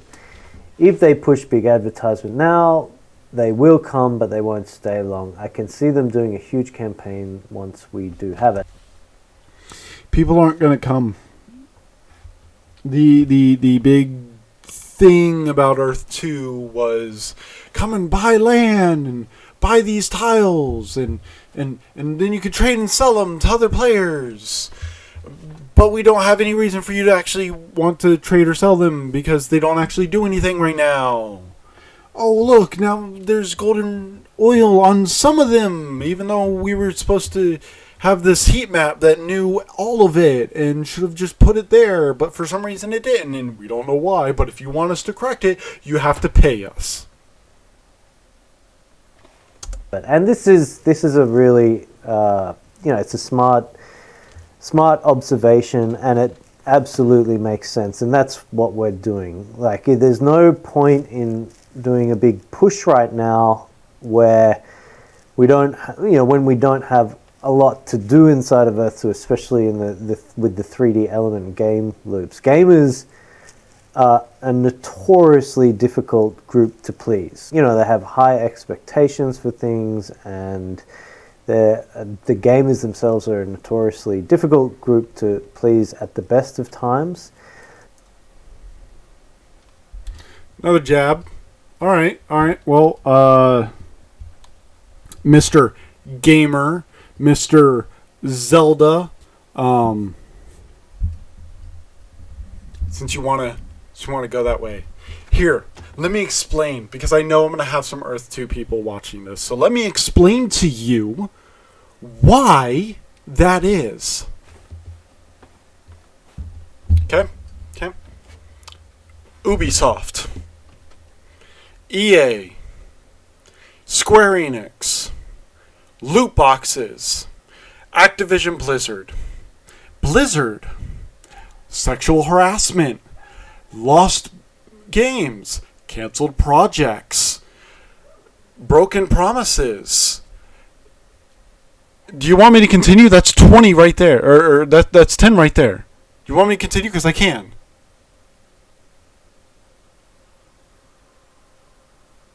There are reasons why we're so hard to please. We're not hard to please. When a AAA game developer releases a AAA fucking game, we expect a AAA game. We expect a game to be released with minimal bugs, with minimal glitches. We expect them to release a game that's playable. Not like kind of playable, not mostly playable, playable. We want to be able to go from start to end multiple times without it hindering our experience in any major catastrophic way. And game developers don't do that anymore. They release shitty products that have hundreds, thousands of bugs and glitches. They don't patch them. They abandon the game. They rug pull. They say they start a Kickstarter, they make promises they don't keep, they start a Kickstarter, say they're not going to be an exclusive, then go exclusive. We are hard to please because y'all motherfuckers keep fucking us over. If game developers stop fucking gamers over, we wouldn't seem so hard to please. But what do I know? I'm not a gamer, you are.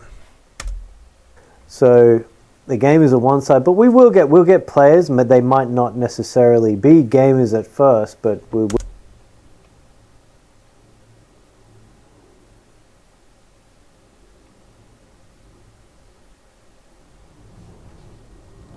have players, and we'll have just everyday people interacting on Earth 2. We want to No, you won't. open up, I guess, the 3D visualization of Web 2 in a sense, and So now it's gone from wanting to recreate Earth on a 1-to-1 scale in the same vein as Ready Player One in The Matrix to the 3D visualization of Web 2. what you want to create a visual representation of Web 2 that only interacts and deals with Web 3 while being centralized and having games inside of it, but it's not a game, it's a project.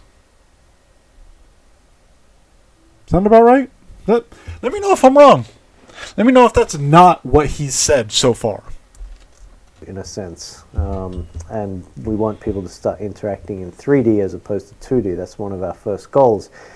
But long term, we need the ecosim to be in place. We need more game loops around there. We need like 3D gameplay. We need probably P versus P. We need conflict. We need more things to do inside of Earth 2 before we do that massive push. And doing that push too early will just be a complete waste of time and effort. So at the moment, we're happy building things, and once we get closer to the ecosim, the next wave, or the next group of interesting things to do on Earth 2, Phase? it could come with the token launch or shortly after. You mean your next phase? Right? Not that's what you're talking about, right? Why didn't you just say phase? That doesn't make any sense, Shane. Now, to his credit, he is correct here. There's no reason for him to do any kind of big push to try and bring in players or people, because at the moment all there is just buying 2D tiles that no one fucking cares about, that don't produce resources because their heat map doesn't work unless you pay them to give you the resources. It's all incredibly intentional, incredibly stupid. Their heat map didn't just not put it there. It didn't put it there for a reason, because they want you to pay it so that way they can get money to validate it and all this other horseshit. But to his credit, he does have a point. There is no reason for him to do any kind of push, because no one gives a fuck. There's nothing to do on this fucking 2D map that he has that has a fucking grid over it. After with E2V1 or a couple of other areas, but when we see or feel that we're ready, that's when we'll push, and it won't be really until there's interesting things to do and conflict and P versus P. You mean until there's literally anything to do at all? And stuff like that. So good observation, and I just wanted to add a couple of comments to that. We have another comment here from Aussie1, and Aussie1 said, what do we think houses, shops, transportation stations, skyscrapers, educational facilities and social hubs will do for the ecosim specifically? Houses will do nothing. Shops trade with other players. Just let people fucking trade with other players. Transportation system, stations, sure, whatever. Skyscrapers, hollow buildings. Okay, you're gonna have hollow buildings. Educational facilities. The fuck you need an education in Earth 2 for?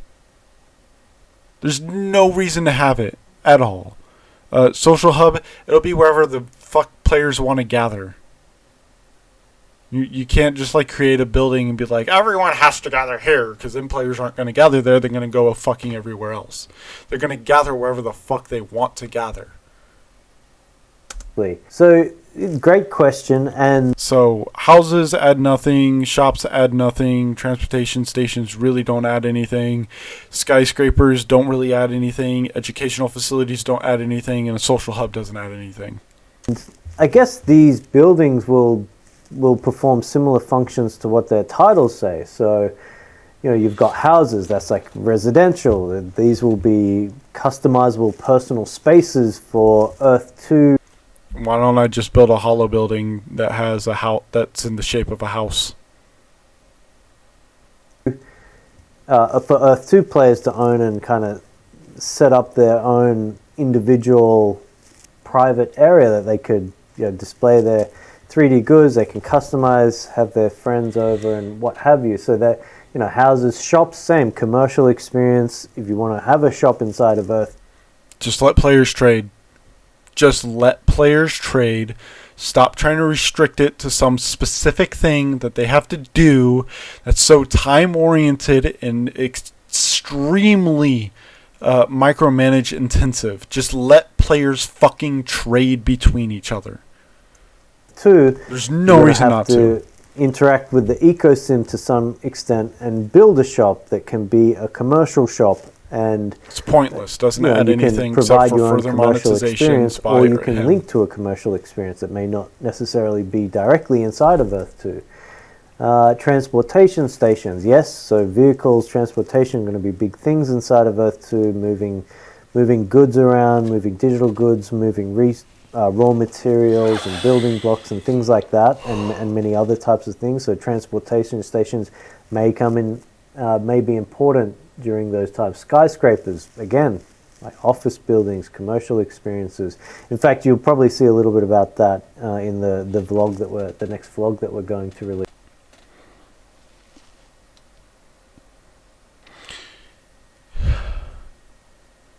If I want to go up high, like skyscraper high, to look down on everything, or just go play Flight Simulator.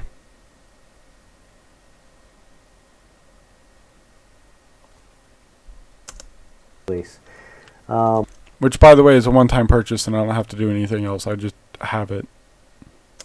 Educational facilities. Again, like there'll be some teasers in the next vlog that will release, but I won't say anything. Just watch the next vlog. But educational facilities, you'll need to train things in the future inside of Earth 2. And social hubs. Well, social hubs, it's just like the real world, the areas for people to socialize. And maybe players will focus on this, creating really cool environments that people like meeting up and socializing in. So, they'll have various levels of things that they do inside of the ecosim and various reasons to have them in certain locations. He goes on to say, also I'm excited to see the different style variations of these building types like modern, sci-fi, mythical, Asian, cyberpunk, brutalist, plus many more. And yeah, we're excited to show them as well. They are a work in progress. We haven't released any other styles yet. We're focusing on one style, and we will continue to focus on the one style right now in the near future. But that's, for what it's worth, that's good. That's all I'm going to say. Is that's good. We're as excited as you are to see them. We're as excited as to release them. So you will be seeing different styles. So the styles that you see in the vlogs at the moment, that's one style. Those buildings will have multiple other styles that players will be able to select when building. So the ones that you see now, they're only one style of building, one particular style. There'll be a lot of other styles released for every single building. All right, we've got a comment here from Mr. Wolf, and Mr. Wolf says, I think places like Manhattan or big cities won't be areas for ecosim structures. I imagine that places like a museum for NFTs, concerts, game arenas, and AR stuff, something tied to real places' activities in that location, I think he means that would be pretty cool. I think, for example, Coca-Cola would pay big money to install a promoting AR sign in Times Square or Piccadilly Circus. They could take advantage of the higher foot traffic, and the user who would own that tile would earn more in this way than with a Lignator. Yeah, That's wrong. He's going to say that's totally accurate or whatever, but that's wrong. Here's the thing about Coca-Cola. Coca-Cola and every other big tech company could just stop advertising entirely, and their sales wouldn't plummet. Everyone in the world knows about Coca-Cola. Everyone in the world. Everyone knows about Pepsi, about Nike, about Mountain Dew, about fucking this, about that. We know about all this shit already. These advertisers aren't going to pay big money. They already have an advertisement in Times Square. Don't need to pay for it again. Why would they? That'd be ridiculous. That's a very interesting observation, and it's something that me personally, I'm really curious to see what happens. You may be exactly right in that theory. No, he's not. It may be that cities in the real world end up being replicated inside of Earth 2, and these are places where people. No, we're gonna go back. Because here's the thing. With what he just said there, he just straight up said that he's fucking lied about this being a 1-to-1 replica of Earth. He straight up just told you that he lied about that. Let's go back and let's listen again, shall we? Just really pay attention to what he's saying here. It may be that cities in the real world end up being replicated inside of Earth 2. It may be that real-world cities are replicated inside of Earth 2, which means these cities are not already going to exist, which means this isn't going to be a 1-to-1 replica of the Earth. It's not. Which means he lied about what this actually is going to be, and he has lied about it ever since the beginning because that has never been the case. I'm pretty sure if I wanted, with just this alone, I probably have a case against him if I took him to court. Just from this one video alone. And, these are places where people congregate, and it's more valuable to really have your ecosim buildings out somewhere else and transport the requirements in to build these kind of commercial or residential whatever experiences inside a city. It might be a better strategy to do that, or maybe it's better to you've got to. Yes, because companies don't build any of their factories or industry inside of a city. Why would they? That would be incredibly stupid and inefficient. Why build it close to where it's going to be? I mean, that would reduce labor costs and reduce costs for transportation and just make things cheaper all around. No, we wouldn't want to do that. That's completely fucking ridiculous and absolutely insanely idiotic and stupid and just the dumbest fucking thing in the world. And why would anyone want to fucking make sure that their shit is close to where it's supposed to be transported? That'd be the dumbest fucking thing in the goddamn fucking world. A big property in the middle of the city, maybe you've got some of it working as an ecosim, and it's powering. You've got that right next to where your residential and your commercial are. The buildings are located. So I think it's a really interesting observation, really plausible in a number of different ways. But at the end of the day, that's the type of stuff we'll be very interested to see as well. What happens? Do players an cities out in the middle of nowhere in a different country and then try to attract online traffic into that city because it's such an epic place to visit? I mean, there's a lot of different strategies that I think are going to come into play. It's just really interesting theorizing around those. So anyway, I thought that was a really cool little statement. I just wanted to add my 2 cents. So we have You want to know why big major cities are built near water and built near the edge and built near rivers and large lakes and things like that, and they're not just built out in the middle of the fucking desert with absolutely nothing around it? You want to know why, Shane? It's because it's access to resources. It's better resources. It makes the most sense economically. It makes the most sense for your society. It makes the most sense for your people. So people aren't going to build their cities out in the middle of fucking bumfuck nowhere. They're going to build their cities out in the middle of the most valuable fucking resources because it costs the least amount to transport, and they're going to build the cities around the factories. Comment here from Crush City. We know this because that's how the real fucking world works. It makes the most sense. It's the most logical thing to do. And Crush City says, do you think people will have to transport resources to their property if they buy from someone off the market? I could see localized resource markets if transportation is too costly. Not sure it will work that way though. So, you know, absolutely, and neither does Shane, you know absolutely nothing about economics. Absolutely fucking nothing. One, yes, you're going to have to fucking transport the resources because transportation is going to be required in this game.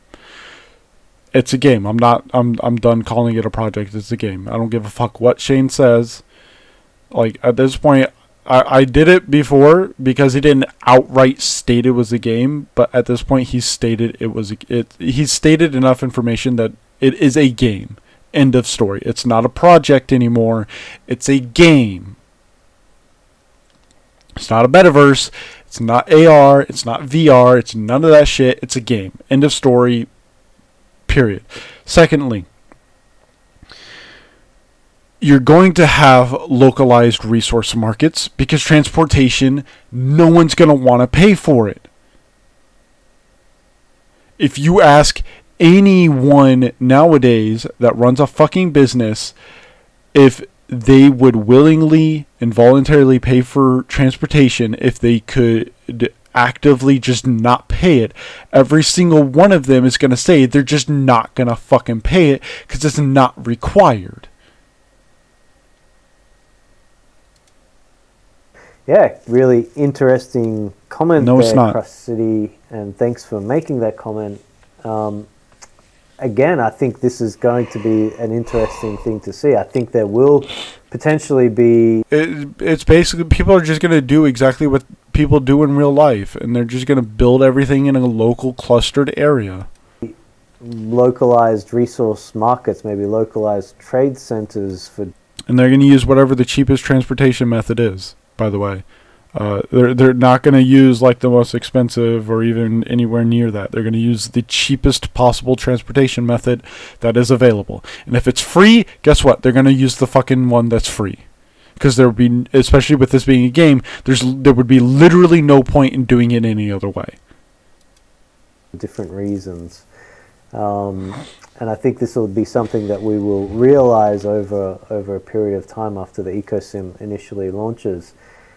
And to answer your first question there, yes, players will very likely have to transport, well, they will have to transport raw materials or building blocks to their property if they buy it from someone else, or maybe pay somebody to deliver it. So there will be a lot of different strategies in many different areas of the EcoSim when it goes 3D, let me tell you that.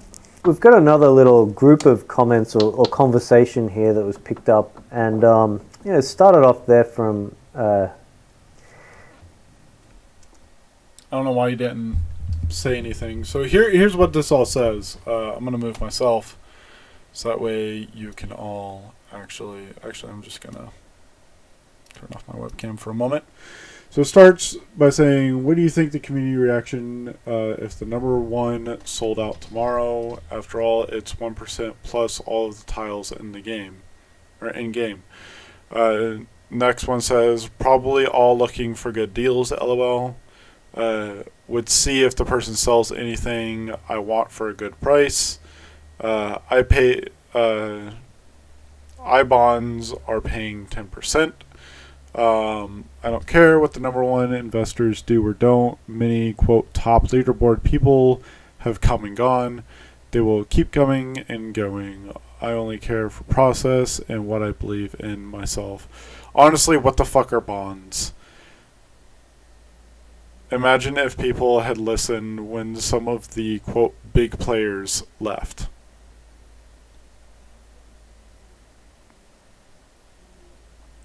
You have someone in your own Discord who doesn't know what the fuck bonds are.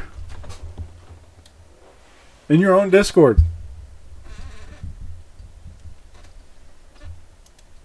And it started off there from Dark. I'm really sorry. I know that I've got that wrong. I see this player, Daya K, comment often in Discord, and they always have some really interesting things to say. But here, Derek is saying, what do you think would be the community reaction if the number one sold out tomorrow? After all, it is 1% of all the tiles in the game. Yes, there is like the top person on the leaderboard does have I think like almost 1 million tiles or so, or over 1 million tiles, which is phenomenal. But I look at that as part of who we are, who Earth 2 is. It wouldn't be the first player. We have had other top players in Earth 2 just not be happy with something and then bang, I'm not into Earth 2 anymore and I'm out of here, which is absolutely their right to do. It's their own, they're free to do as they please. And I think we've seen it causes some ripples in the community. They're free to do it so long as they pay you money to get their money. But I think we've seen that everybody remains pretty vigilant, and at the end of the day, it just kind of fades out. It's just part of what Earth 2 is. We have leaderboards. People at the top of the leaderboards, they get that extra attention. At the moment, the leaderboards are kind of focused on how much, what people have purchased, but I do want to move away from that. I want to have leaderboards that are focusing on the players that are, winning the most P versus Ps, the ones who are doing the best in the ecosim, the ones who are transporting the best, the one who, have the most successful... You know what leaderboards do? They invite toxicity. Because all leaderboards do is make people look at the top player and be like, all right, well, what's he doing? I'm just going to copy that. I'm going to do exactly what he's doing and nothing else. And anyone who does anything else is fucking trash because they're just a casual. And fuck them. That's what leaderboards do. Leaderboards do not add anything except for a toxic environment. If you want your game to succeed and not be filled with nothing but toxic cesspool bigoted motherfuckers, get rid of leaderboards. Because if you keep leaderboards in, it's just going to create a toxic environment. That's all leaderboards have ever done. They've never encouraged positive competition. They have only ever encouraged the most toxic possible behavior because people see the leaderboard and they're like, I want to be number one. And so they do whatever they have to become number one, which involves them being insanely toxic. Transportation routes, or they get their goods to where they need to go, things like that. So there will be many additional leaderboards in Earth 2, and I'm sure players at the top of all of those leaderboards will have some kind of influence or notoriety to them across the community. But at the end of the day, people move on. They move on to other things. Some people like to make a big song and dance about it when they move on. Some people, they just move on. I don't know that you would interpret that in any which way. It's just, it's happened to date. It's probably going to happen again. And it's just, I look at it as just part of Earth 2. This is who we are. People have... It's not who you are, Shane. It's how the internet works. People find something, they play around with it for a little bit, and eventually they get bored and move on. It's just how it is. That's called life. Their own free will to do as they please. So, yeah, it is an interesting comment, and as other people have replied under there, Yeah, well, if somebody decides they've had enough, there are a lot of people there who just buy their stuff. So it is quite interesting. Anyway, they're my 2 cents. Just thought I'd share that, and thanks for the comment. Got another comment here from Aussie One. Boy, we've had some few quotes from Aussie One. Such a interesting mind. So Aussie One says, "To me, it is SimCity meets Google Earth in an MMO where you own parts of the globe permanently and build your own city and make real money from it. Then as time moves on, the platform morphs into additional experiences." See, this guy kind of gets it. He's looking at what we're building and piecing things together. Of course, like the phase 2 stuff that we're building now, I mean, you could say it's got similarities to SimCity. It's got similarities to a lot of different games. No, it doesn't. No, it doesn't. It doesn't have similarities with a lot of different games. Here's what Earth 2 currently has. It has resources you can do nothing with. It has boosters you can do nothing with. It has a grid system with tiles that you can purchase and do nothing with. It has hollow buildings that you can build that you can do nothing with. It has jewels which you can sell that you can do nothing with. It has a 2D map of the Earth which I can get for free off of literally anywhere on the internet. In fact, here, let's go do it real quick. Map, I'll even type in 3D map of the Earth.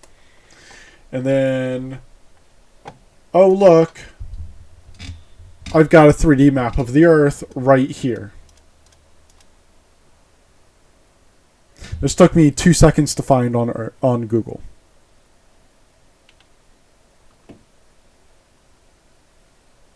Nothing you're doing is unique or special or innovative. It's not anything cool. What was that comment that he say made? It's got similarities to SimCity. It's got similar. Yeah, SimCity. It literally is SimCity. If you've played SimCity, you'll know what SimCity is, obviously. But for those who have never played SimCity, and I wouldn't blame you if you didn't, SimCity, literally, all you do is it's a 2D plane that you put 3D buildings onto. That's all it is. Like, in fact, SimCity, it's actually not fair to SimCity to compare Earth 2 to it, because Earth 2 doesn't have everything SimCity does. All it has is the 2D plane of the Earth and nothing else, as far as that's concerned. So it's actually an insult to SimCity to say that Earth 2 is like SimCity. Similarities to a lot of different games. It also doesn't have a lot of similarities to a lot of different games. Type of even like RTS games out there. You know, it's a metaverse. It's going to have the. What RTS games is it similar to? Because it has resources. Fucking Final Fantasy has resources. The Idle game that I play has resources. Guild Wars 2 has resources. Every single fucking game in existence has resources. So it's not a valid argument in any way, shape, or form. These game-like elements in it. So there are a lot of similar. It's not game-like elements. You're making a fucking game. Call it a game. Stop trying to bullshit. Follow the standard gaming pipeline. Shut your mouth and just fucking get the damn game out. That's what you need to do. Similarities, and there is a lot of interest in that alone. Like a full, like he says, Google Earth, but we're talking about Earth 2, our own 1-to-1 scale size RTS kind of trading, whatever, like trading platform, resources generation, building. He doesn't even know what his own fucking game is anymore. He literally doesn't even know what his own game is anymore. All of these kind of things on a global scale. Shane, just the last video that I covered about Earth 2, it was sloppy because it was just like a random video you did, but you at least knew what the fuck you were doing with Earth 2. Like, you knew what you wanted to make. Now you don't seem to even fucking have an idea as to what you want to make. that in itself is interesting. Anyway, to me as a gamer, it's quite You're not a gamer. Shut the fuck up. interesting. And that's right. Like, there's real money involved. This is something that's a little bit different from other games. So people can. I know it's not a word that we use all the time. Like, it's play to earn.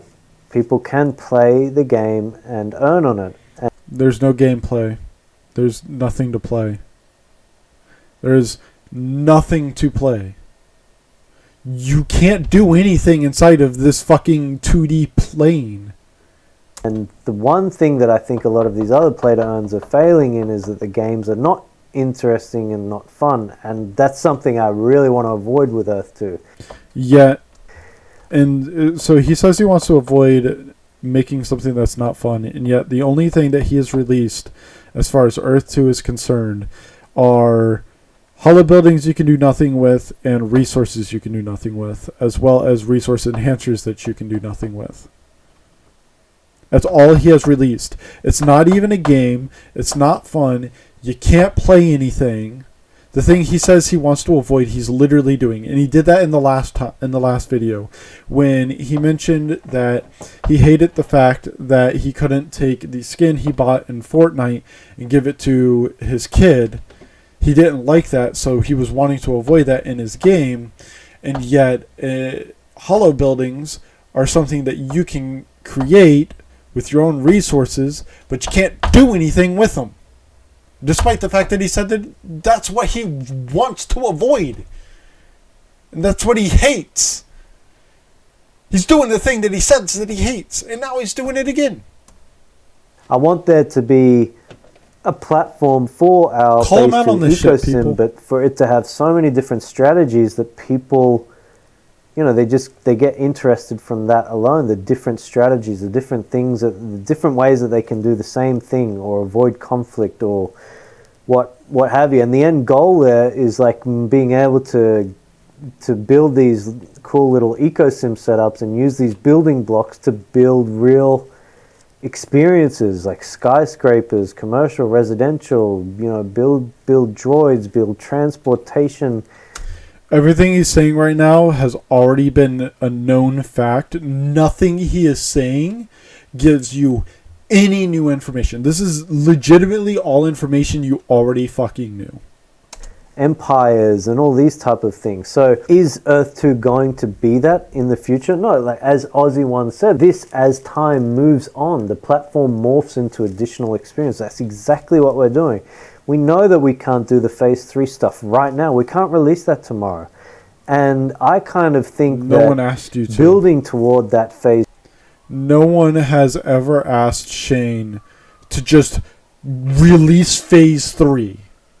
Because no one's stupid enough to believe that you have any of it fucking done. To this day, you've not shown us anything impressive. You've shown off some like models, some generic fucking looking ass models. Some models that I could do in a couple days.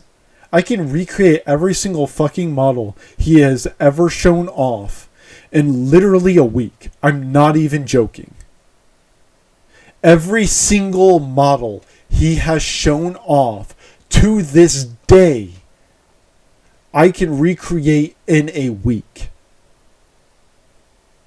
I'm a third-year digital arts and computer animation student, and I can do everything he has actually shown off with 3D models in a fucking week. Phase 3 is just as important as the Phase 3 itself. So the foundation that we set through things like Phase 2 and this 3D world and all these... You're not even on Phase 2. Additional parts that we're building, these are just as important. He hasn't even released Phase 2. They're still on Phase 2. The resource heat map was just a part of Phase 2. It wasn't all of it. You haven't finished Phase 2, Shane Issac. Important as the end goal.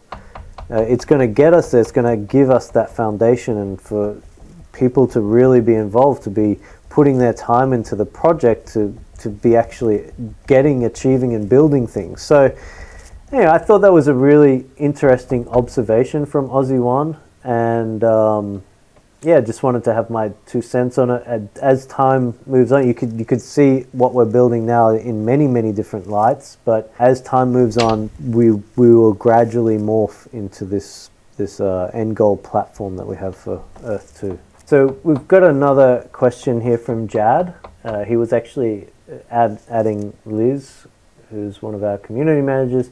And he says, I have a question about validation I've not seen brought up yet. If properties within a mine are not showing the resource dot, and one of those properties goes through with and is awarded validation, would all the other properties in that mine receive validation automatically, or would each individual property need to pass the validation individually? And great, this is a great question. I actually covered at the start of the video. I'll just recap very quickly. So what we're planning to do is that if one player validates and that validation is successful, we'll probably cast a net over that general area. Not every time, so we're not guaranteeing that net or that radius will happen every time. We're not guaranteeing that the person who gets validated would be the epicenter of. But that's exactly what you said at the start of this video, Shane. It's literally what you said at the start of this video, is that everyone within it also gets the validation, and now you're saying that's not the case. And I know why he's saying it is because now he's realizing that if he just does it for everyone all the time, that's a lot of money they miss out on because they're not paying you to validate what they already should be fucking getting. I really hope the Earth 2 community gives him an enormous amount of backlash for this bullshit backpedaling that he's doing. He stated at the start of this video that everyone within that radius, within the area that the resources take up, everyone would automatically be approved because the fucking resource is proven to be there. And now he's saying that's not going to happen. Earth 2 community, if you really fucking care about Earth 2, you better fucking give him the biggest fucking backlash he's ever fucking seen. Because he's literally lying to your face. Of that area. However, if that does happen, then any other existing validations within that radius would be automatically approved, or more or less automatically. Sometimes, maybe, if you're lucky. Approved. So if they don't have, then they will get the resource, but if they don't have the validation request in live with essence staked behind it, they won't get the essence bonus. So they'll get the resource if they have. Sometimes, maybe, if you're lucky. Have a property in that radius, they will get the resource confirmed on their property. However, if there's no validation request in place with essence stake, they won't get that essence bonus. So I hope that makes sense. We have a comment here from Virtual Tycoon, and Virtual Tycoon. So did you notice how he switched it to the essence bonus as as what he was trying to answer? That wasn't the question. The question was about validation and how validation works in relation to other players who also have tiles on that same vein, on that same resource pile. That was the question. The question was not about the fucking essence or the bonus essence that you're going to get from it. Don't let him sit here and fucking distract you. He straight up just said that not everyone is always going to get validated when they validate a spot. He just said that. And then he tried to immediately flip it to the essence bonuses because he probably realized the fuck up he just made. Says, most projects just build behind closed doors and don't release anything for 6 months or a year. Earth 2 lets us see the progress. No, it doesn't. No, it doesn't. No, it doesn't. No, it doesn't. No, it doesn't. I guarantee you it doesn't let you see the progress, because if it let you see the progress, you'd be seeing a lot fucking more about this game. A lot more, especially if it was actually showing you the mistakes as well.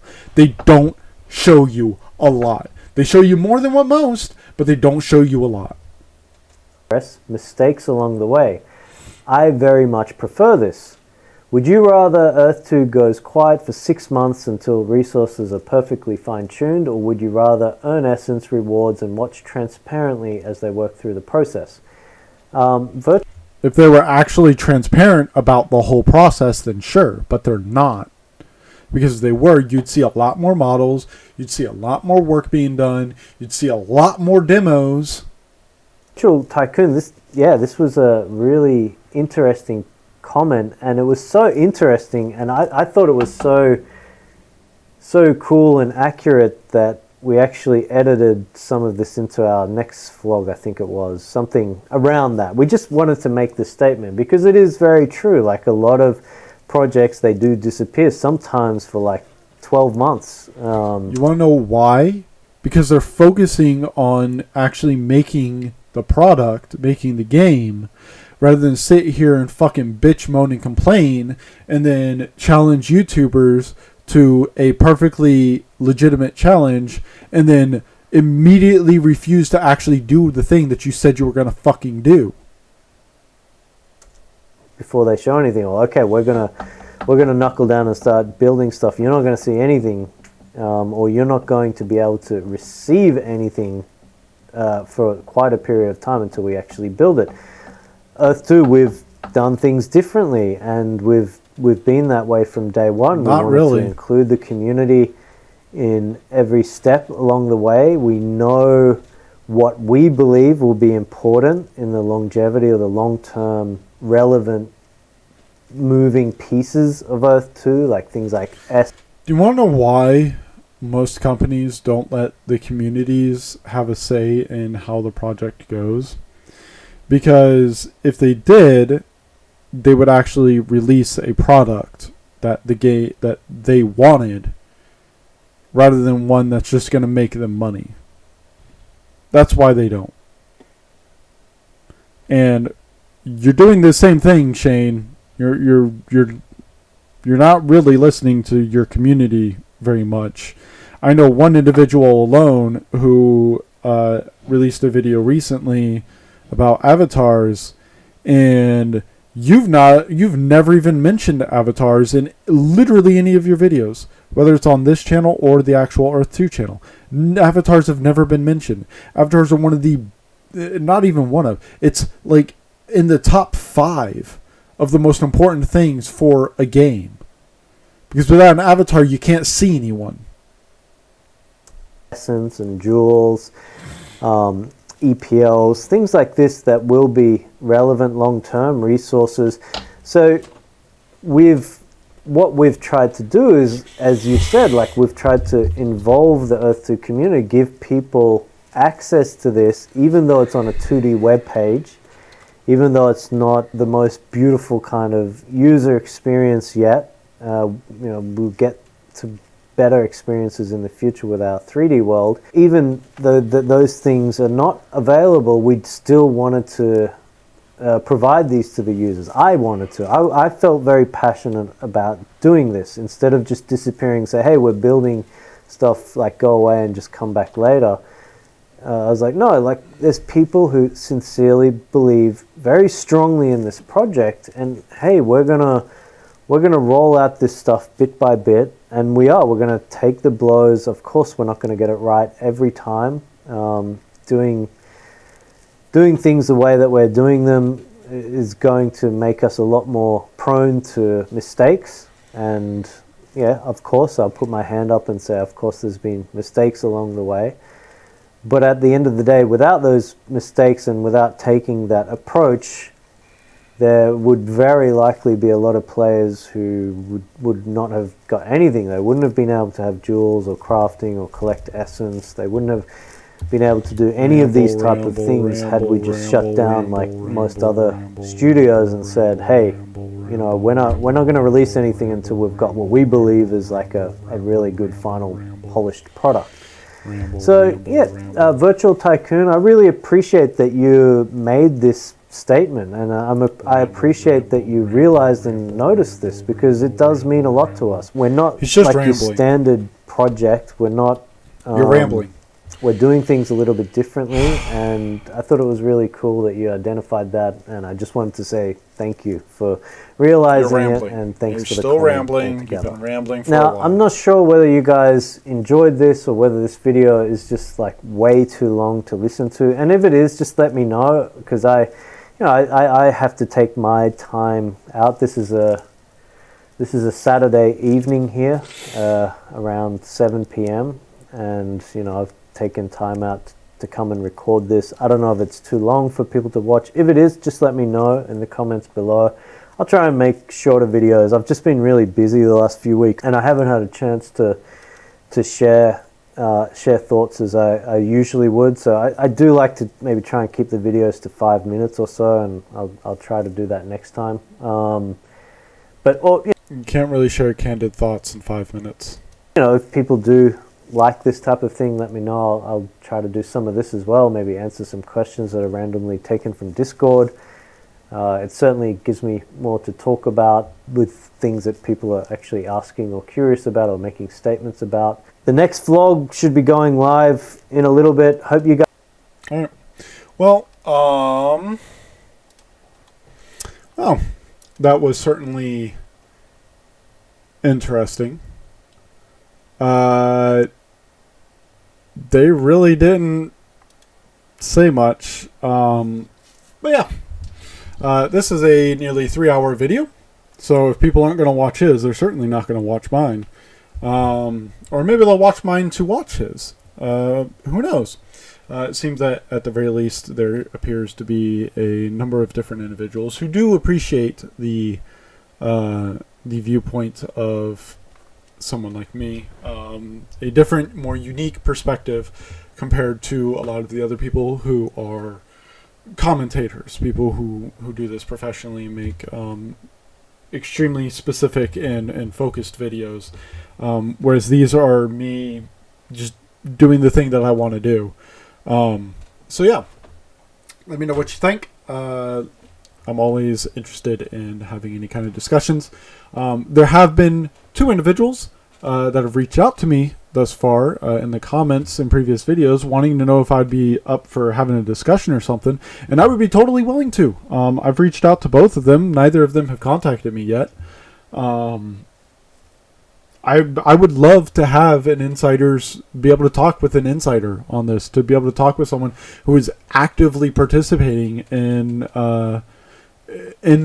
Earth 2. I would love to be able to actually have a discussion with one of you directly. But everyone who's like, hey, do you want to do something? They haven't responded yet, and I don't know why. So for those that are interested, just know that I am more than open.